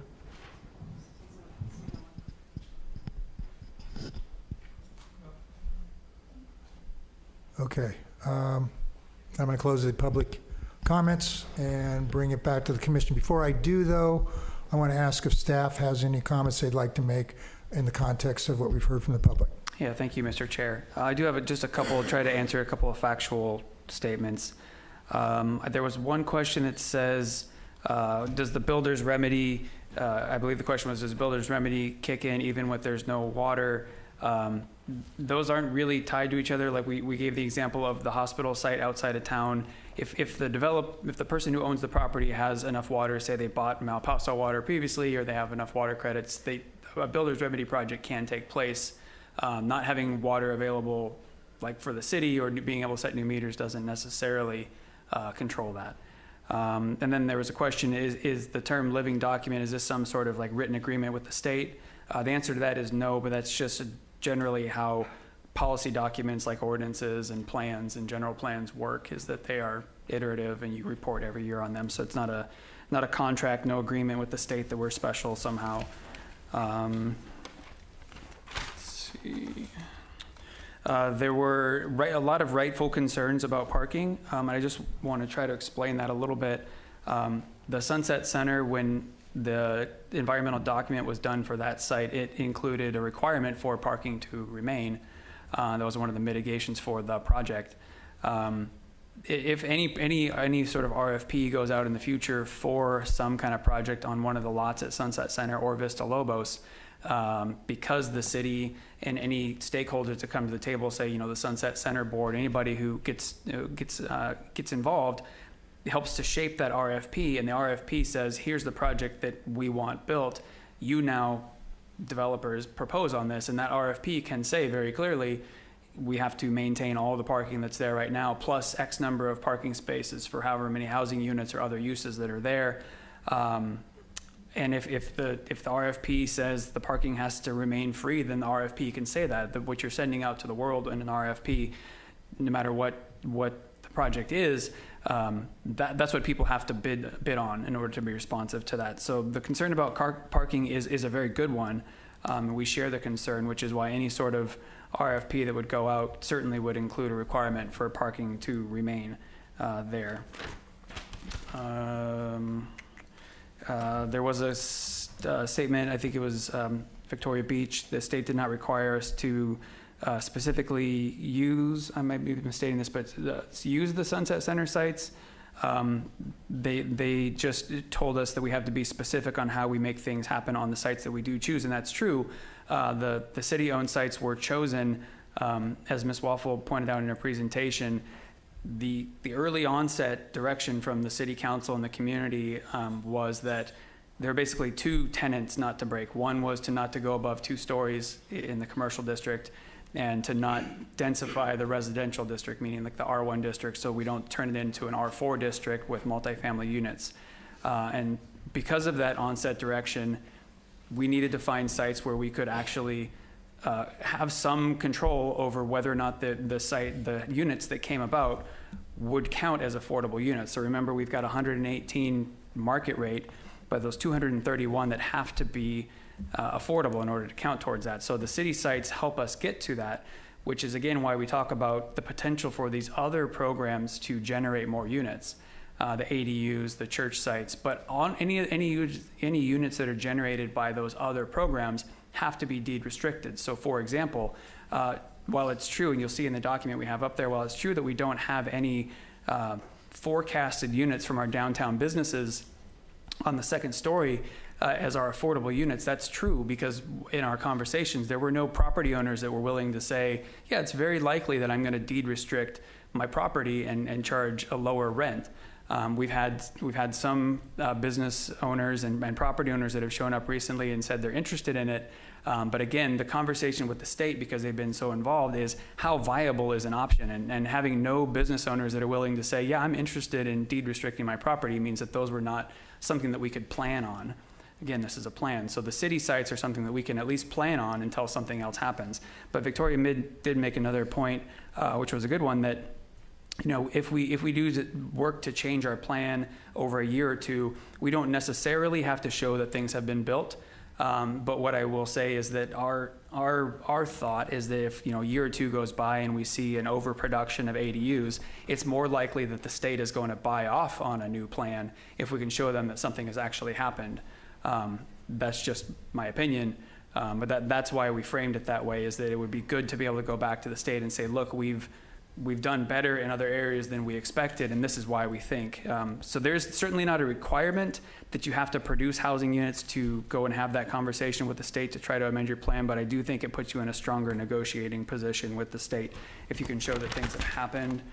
And then I would ask, I'm going to tee it off, but I would ask Terry Whistler, Adam, to come up and just speak a little bit to the CEQA point. I'll tee you up, Terry. And again, Terry's with EMC Planning Group. She's a very accomplished planner, and so she can speak very much more intelligently to this than I can. But in general, and then Terry will get specific, when you're talking about projects that have come out of the general plan amendment, those projects don't exist yet. So you cannot analyze a project's impacts when there is no project that exists yet. So we don't know how many parking spaces are or are not on a site. We don't know how big a project is. So any project that comes down in the future that's considered by the Planning Commission and the City Council would have its own independent CEQA analysis. It may have its own initial study and mitigated negative declaration. But the CEQA document that was done was for this plan specifically. And so Terry, you can certainly drill down into that farther than I did, please. Thank you, Brandon. Good afternoon, Commissioners. Again, my name is Terry Whistler Adam. I'm with EMC Planning Group. We did prepare the initial study and mitigated negative declaration for the housing element. And addressing the parking issue, just to clarify a couple of things that were said earlier, parking is not an environmental resource, so we don't evaluate the parking impacts in a environmental document. If parking is proposed as a part of a development project, then of course we evaluate the environmental impacts of that parking. When we prepared the initial study for the housing element, there was nothing in the housing element that implied that even though some of the housing sites were existing public parking, that parking wouldn't be, or that there would be a loss of public parking when those development projects actually went forward. And because we don't have development projects to evaluate at this point, it would be speculative for us to assume that public parking would be eliminated with implementation of the housing element. So that was the approach we took in looking at these housing sites. And I think in general how this initial study and mitigated negative declaration will work in tandem with implementation of the housing element is as development projects come forward that are housing projects and implementation of the housing element, your staff will look at those and evaluate those projects based on, you know, city general plan, ordinances, you know, if it's consistent with all aspects of the general plan and the zoning. And then many of the existing ordinances that the city already has serves to mitigate environmental impacts. And so this document does provide some additional mitigation that's not provided for in existing ordinances. And city staff will determine if that development project that they're looking at in the future is adequately addressed by the evaluation in this initial study and mitigated negative declaration, or whether a supplemental CEQA review would be required. Thank you. And I do want to add just one point to that. So Mr. Ardays brought up the point about we all know up on Vista Lobos, if you can imagine it in your head in the zoning code, there's a gray swath that runs through the parking lot. It's a scenic view shed. And anything in that view shed is limited to 18 feet. That's what our zoning code said. So on that count, Mr. Ardays is correct. However, there's nothing in the current housing element that says that a project would be built there above those 18 feet. And if a project were to come in, if there was an RFP done for that site, it would have to comply with all of our development standards, including the height limit on that site.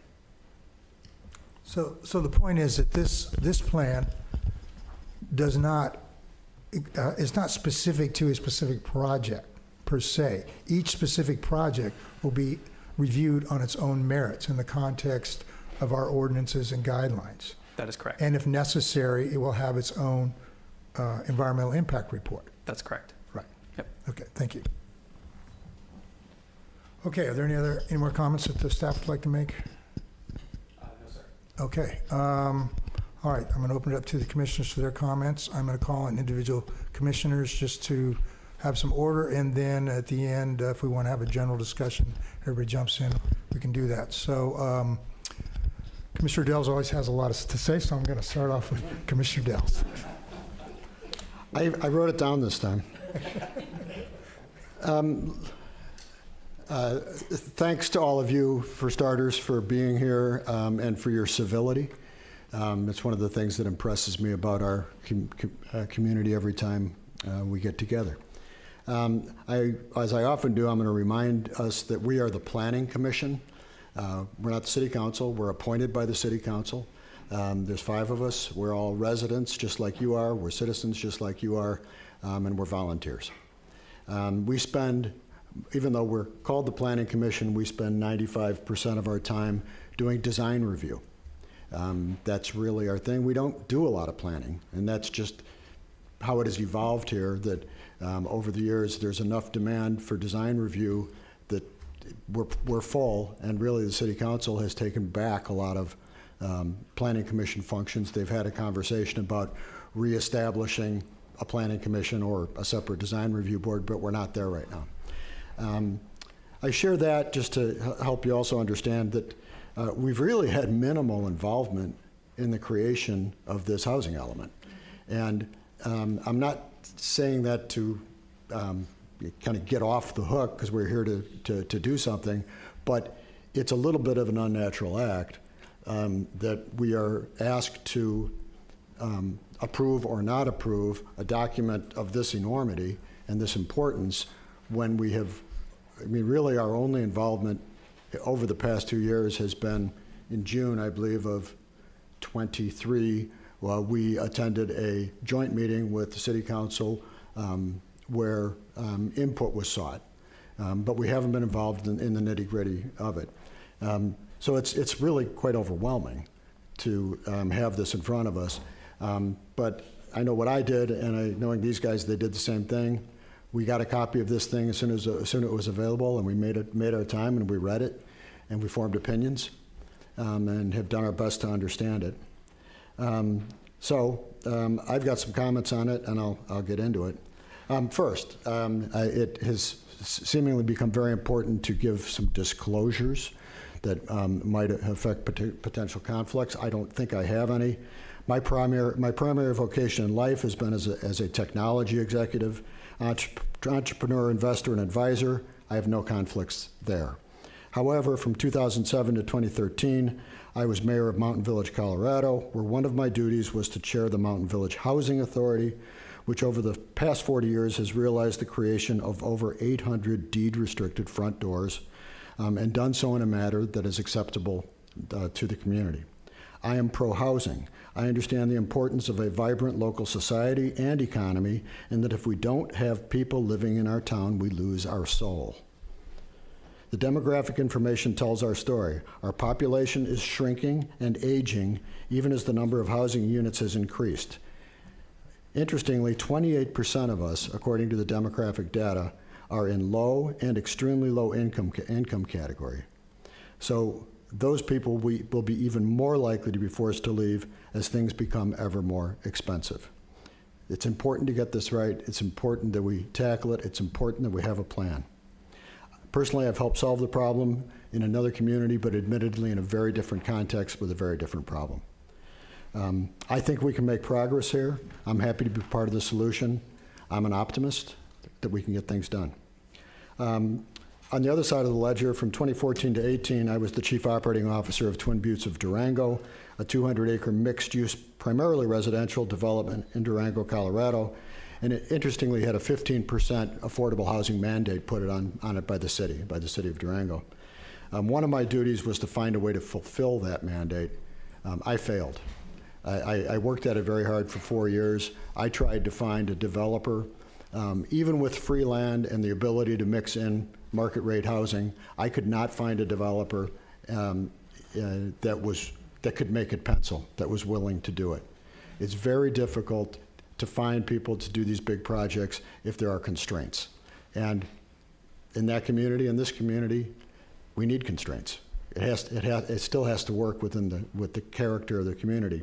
I moved on from there, but I'm told that Twin Buttes is still pursuing solutions, but they're doing it one lot at a time, slowly, and that also the city of Durango has kind of backed off on some fairly draconian regulations and has become more creative.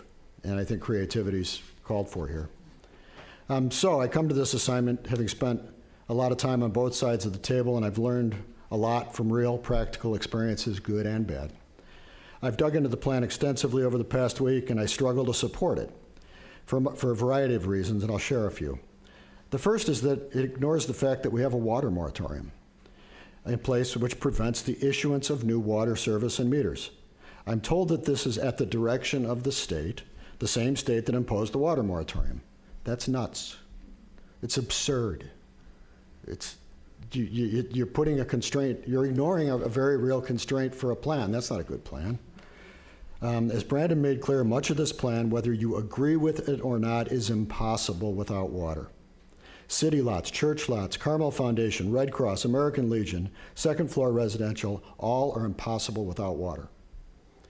Let's not waste our time and resources pursuing impossible things. We should take no action on any program requiring water until a water solution is clear. Yet this plan has us committing to many such actions with delivery dates as soon as December of 2026. The proposal for the development on city-owned lots has attracted negative responses from many here and many not here for a variety of reasons. As proposed, this plan would build exclusively low-income housing in high concentration on parcels at Sunset Center, north and south, and the Vista Lobos lots. I agree with others who have suggested that this concept has failed time and again in other settings and is not appropriate here. Related to the city lots and of equal concern, this plan suggests tackling a giant chunk of the mandate in one massive project to include significant underground parking and 149 housing units. A lesson learned from my past experiences, private sector, public sector, et cetera, is nail it before you scale it. Nail it before you scale it. Don't attempt something really big and complex until you can first do something small reliably well. I see no evidence that our city has a proven track record with a project of this enormity and complexity. Said differently, if we don't get it right, it will be a giant mistake that we're stuck with forever. But we are good at smaller things. Some will disagree, but I believe that this body and that body, so the Planning Commission as a design review board and our city planners are actually quite good at regulating new construction while protecting the character of our village. We do it one small thing at a time, yet over time we get a lot done. Let's take that same approach with housing. As an example, if we have city parcels that might be appropriate, we might consider, water permitting, creating a few parcels via subdivision, and then engaging local architects and developers to see if a small project of, say, one modest free market home coupled with maybe 2 low-income homes as a small, single development, maybe that would pencil, maybe it would work, maybe it won't. But we would either have one small victory that we can learn from and build on, or one small mistake that we can move on from. Not a big one. One bite at a time. This plan should clearly prioritize what is actually possible and direct all efforts there. ADUs would appear to offer the most acceptable path. Yes, they require water credits, but not a new meter, and credits can be harvested from the primary residence. My colleagues will be surprised by my support of ADUs, as I have been rather grumpy approving projects that include them. I hate that Sacramento forced them on us by removing local authority, and yes, it bothers me to see a 1,200 square foot ADU combined with a 3,000 square foot home on a Carmel-sized lot. It's too much.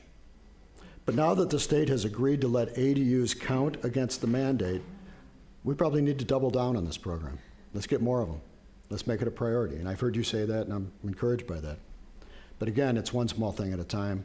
Over time, you get big numbers. The plan also suggests working with the lodging establishments to either convert to housing in total, the whole development, or even just 1 or 2 rooms at a time. We haven't really explored these in earnest, and I think as a second priority would be to do that. Again, we might be able to make some progress without water, because many of these units may already have the water credits that they need or might be able to harvest some more.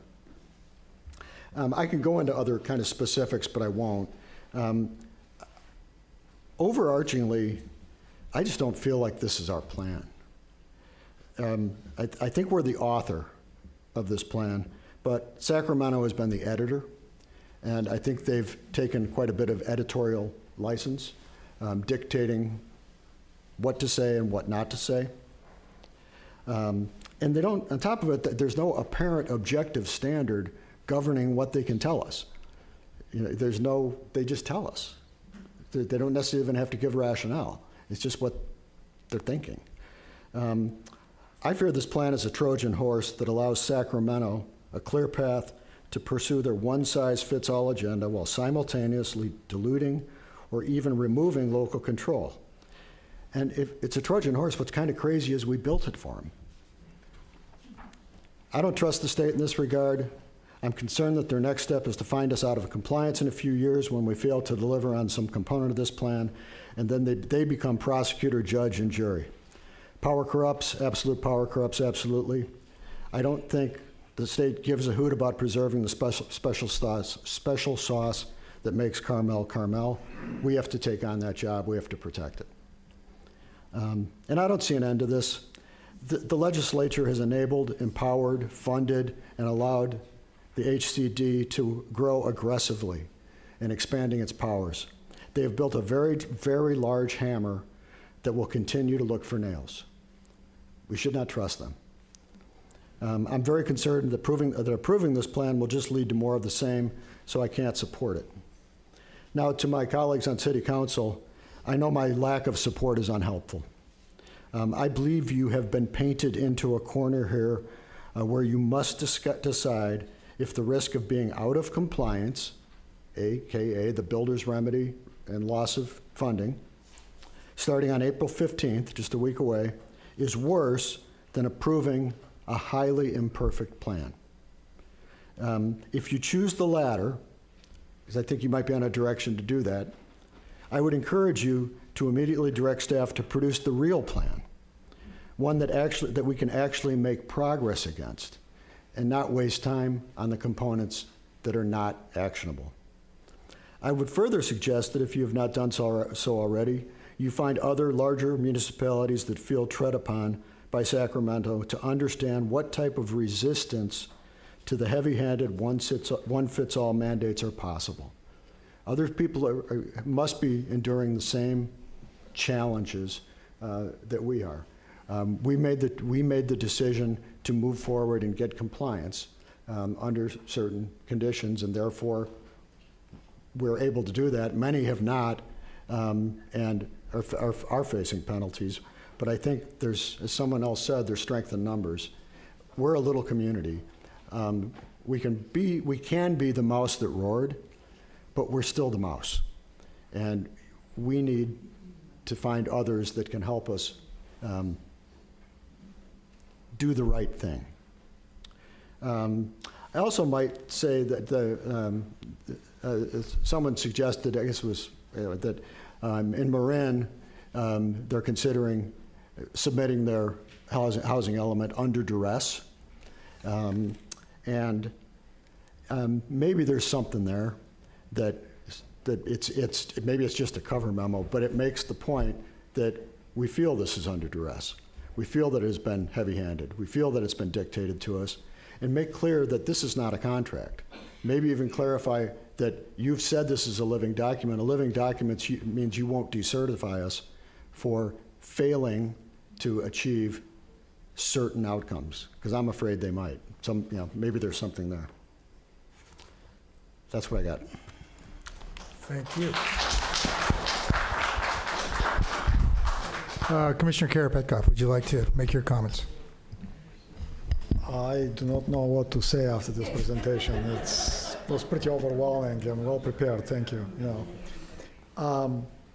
Yeah, I agree with a lot of the statements that Rob made, but I think also that staff did an excellent job, navigating these requirements, these impossible requirements to create this document. I actually read it over the weekend, and I think it's very well written, very professionally done, very thorough. And no matter what the outcome is of this sixth cycle, I think the fact that we have a very good and thorough description of as is, where are we today is already a big win. I learned so much about the city just by reading this document, including the fact that our sewer system is used at 1/3 capacity, which is amazing. Like, I didn't know that. But water obviously is the big problem. And for me personally, and since we are members of the Planning Commission, the most important requirement is to remain in control, be able to review these projects and apply our design standards. I think staff was able, through this negotiation and through the text in this document, to keep this control within the Planning Commission. So as Brandon mentioned, they were asking for just one session to do approvals. We know that that doesn't work. Usually projects do not get approved at the first reading. I think this is very important for us to continue to do. The ability to continue to apply our design guidelines is very important to all of us. As Rob mentioned, 95% of the work we do is applying the design standards, and I think we should continue to do that.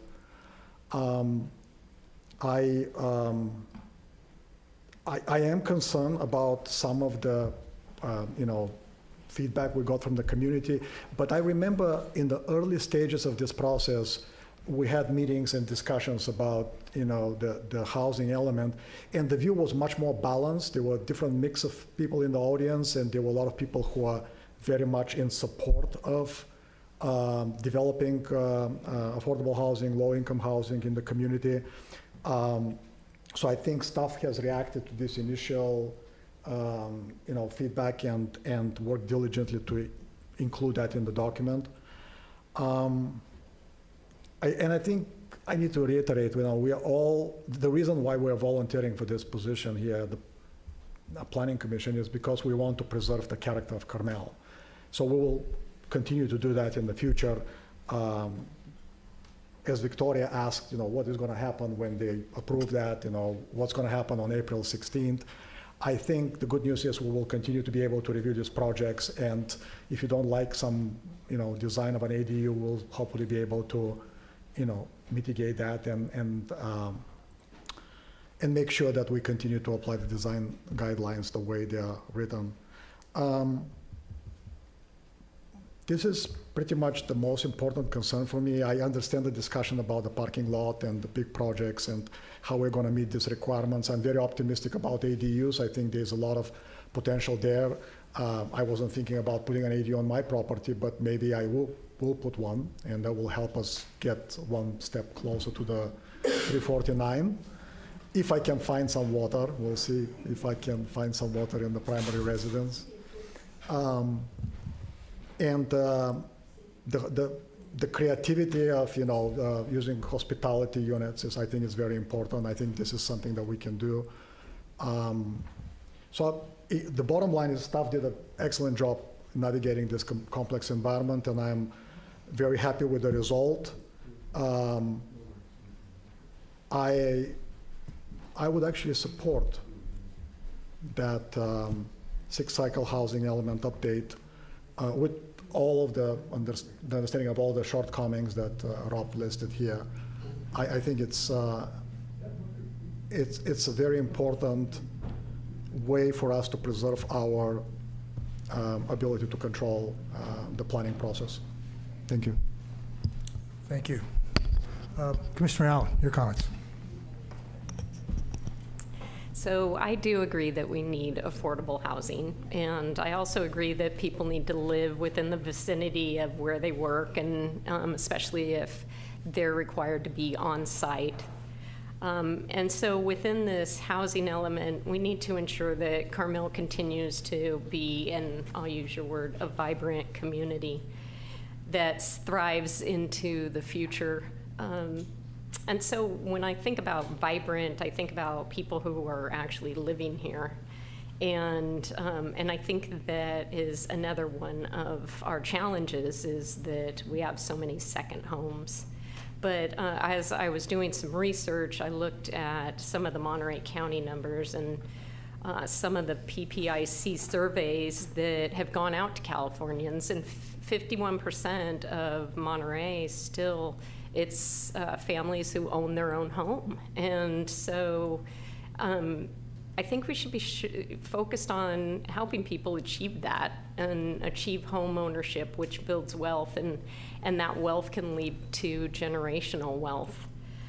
If we're truly trying to solve for affordable housing and low-income housing, then more work needs to be done to align development with the needs of all Californians.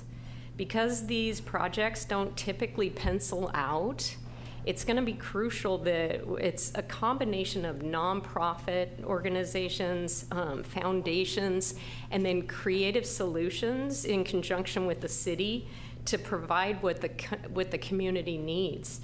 So, I don't think we've been creative enough in our plan. And the coordination isn't easy. I mean, it takes all of us to roll up our sleeves.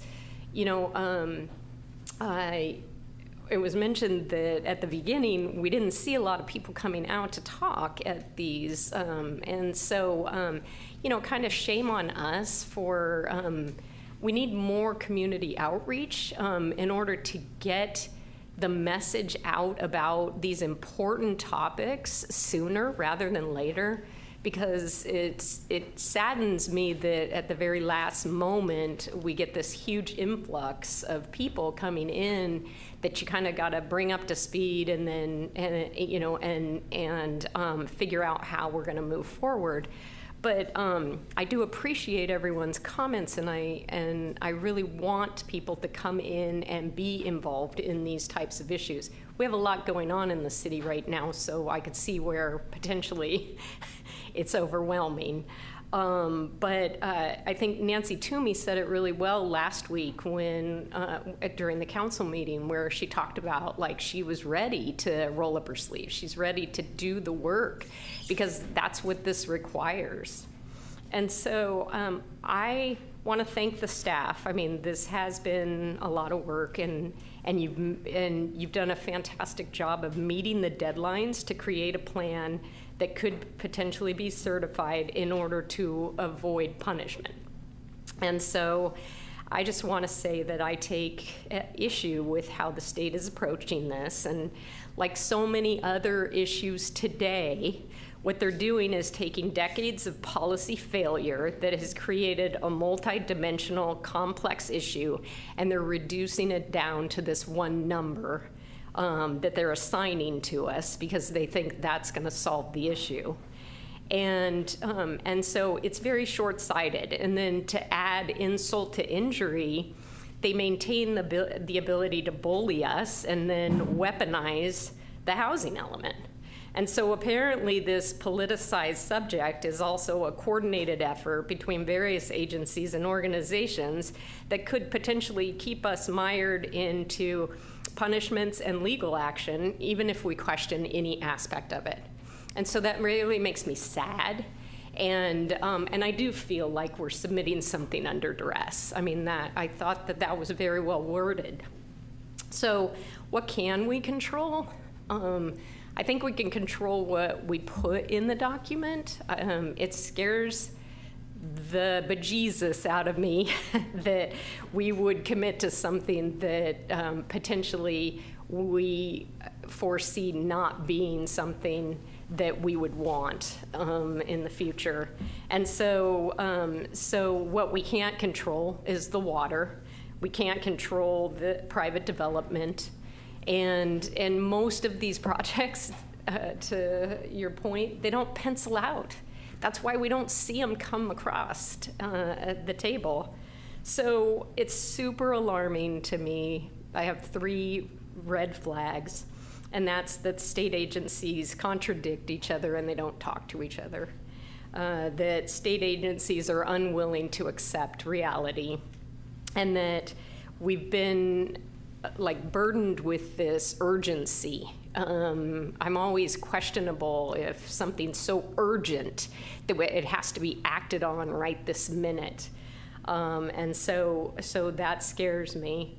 But, also in doing some research, I mean, there's just been a natural progression within California. People migrate to areas where density could potentially work because there are those core correct components. And so like examples of that would be like Roseville or Mountain House or Menifee.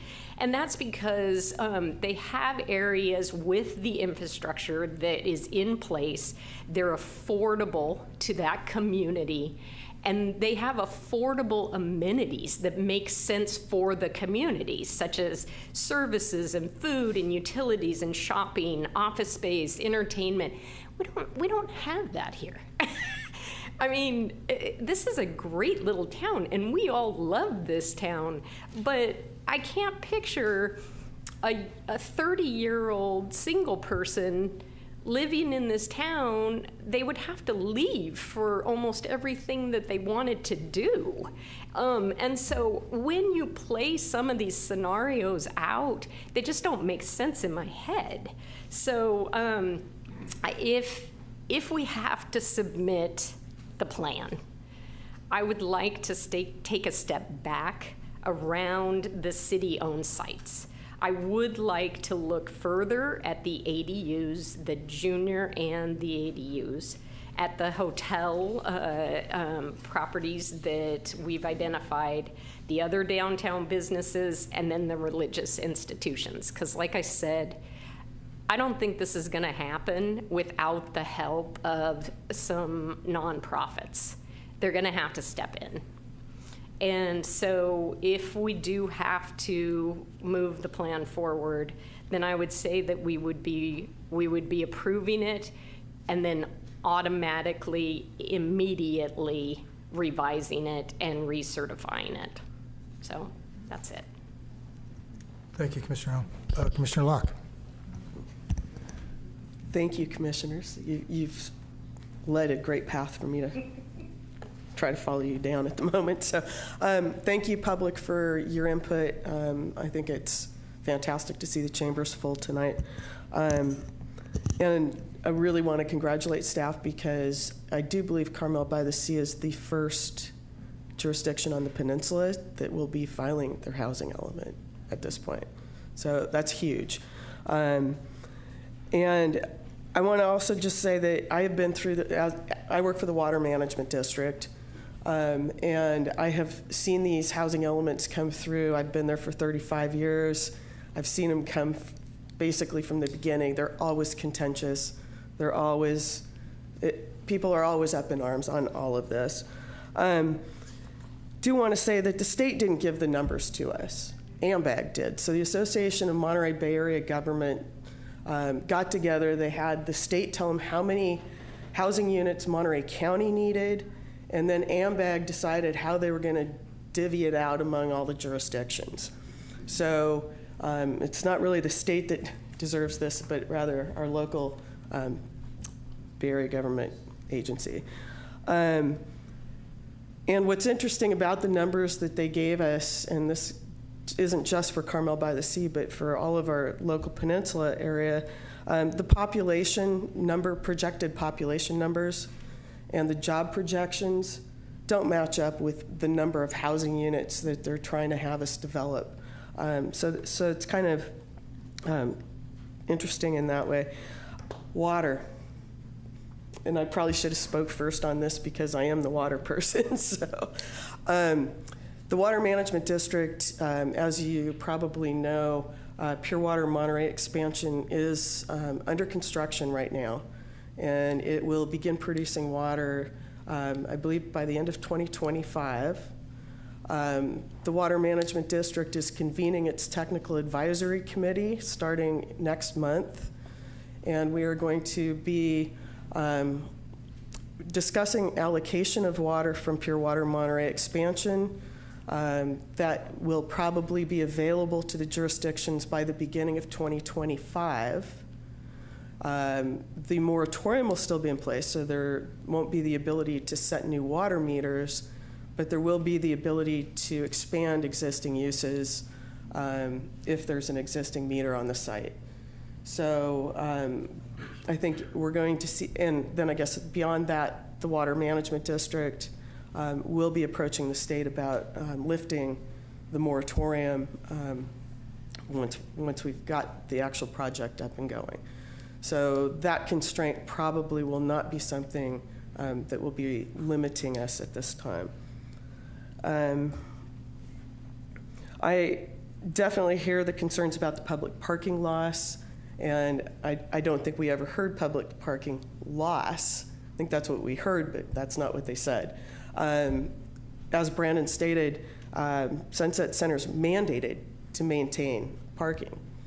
So any project that did get built would have parking built into it. And as he mentioned, free parking, if that's what the request for proposals comes out with. And so I don't think that you're seeing a loss of parking in that case, but what you're doing is seeing the potential for a property that can not only provide parking, but it's publicly owned property, which therefore can provide a financial incentive to nonprofits to build affordable housing. And as Aaron said, and actually Commissioner Delve said, you can't find people to build projects because it just doesn't pencil out. We're lucky in Monterey County, we do have a couple of nonprofits that build housing. MidPenn has built a couple of projects in the city of Monterey in the last several years. And then I also go back to the 90s where Carmel Foundation built the apartments that are on the corner across from the post office. And so they can happen. And I think it's just a matter of possibly providing the incentives to make those happen. But yes, and ultimately, I would be concerned about the builder's remedy. I'm aware of actually 2 projects in the county right now, another one possibly the mouth of the valley, where because the county hasn't taken the steps to get their housing element done, that they're just going to have some large apartments coming in, and they're not going to have any say in it. So I was impressed with this. I did read the document, and I will support the recommendation to the City Council. And I definitely want to maintain the character of Carmel-by-the-Sea. So I think that, as was mentioned, that if we can maintain our control by following the rules, that ultimately we have the option of making sure that our village stays our village. Thanks. Thank you, Commissioner Locke. Boy, a lot of discussion tonight, more than we normally get on topics. I want to thank all the public for all their comments. What I saw was a lot of really good input, heard a lot of good input, a lot of good ideas. This is going to be an ongoing project. We're going to need all those ideas. We're going to need this commitment. Housing is not going to go away. It's always going to be an issue here, and all of the things which roll off of it, like parking, how our workforce is, where they're housed, it all has to do with housing. The state has created a mandate that we look at housing and come up with a plan. And we've done that. And I want to commend staff. They've done an amazing job. I think this was really an interesting document to read. All the information about the demographics, everything about it really is a snapshot of where we are right now. And that's really interesting to know. And it's also key to coming up with a plan. And this is just a plan. And planning is a process. And I think that is what Brandon means by a living document. You know, this is going to be ongoing. It's going to be changing. There's going to be periodic reviews. There's going to be accountability. We're going to see where we are. The numbers are going to change. The sites are going to change. There's just a lot of variables. There's a lot of moving parts. But the thing overall thing I heard from the community is we want to maintain control. And the only way we're going to maintain control is if we get certified. So in my mind, yes, there's a lot of things in this document you can pick apart, but a lot of it's going to change, just the way things develop, you know. And we've put an amazing amount of effort into it as a community on the part of the staff to get to this point. And I think the fact that we are in a position where we have a document which can be certified by the state speaks to the quality of the work that's gone into it. And there was a lot of opportunity for public input. You know, that's all documented. And as these things happen, when the deadline comes, you know, you always see a lot more people coming involved, and that's great. That's great. You know, whatever motivates people, gets them out to speak about it, gets it on their radar. You know, that's what I really like to see, because I love to hear this dialogue and all your ideas. So I think we really must send a recommendation to council to certify this, because the consequences of not certifying aren't going to be good. We're going to lose control. There could be some, we've talked about the builder's remedy, those types of things. I just think that if we get into a fight situation, it's just going to cost us more money. It's going to cause chaos. It's not going to address the real problem here, which is housing, you know. So, and also, there's no projects in here. I mean, I heard a lot about specific stuff, and that's great. But when those projects come up that are being proposed, there's going to be full review. And the only way we're going to maintain full review is if we get certified. So in my mind, we need to get certified. We need to work on this, listen to the public, you know, make it a working document, and try to get to you know, specific points that we've tried to, but things are going to change. You know, we've got a lot of variables here. So we have a resolution.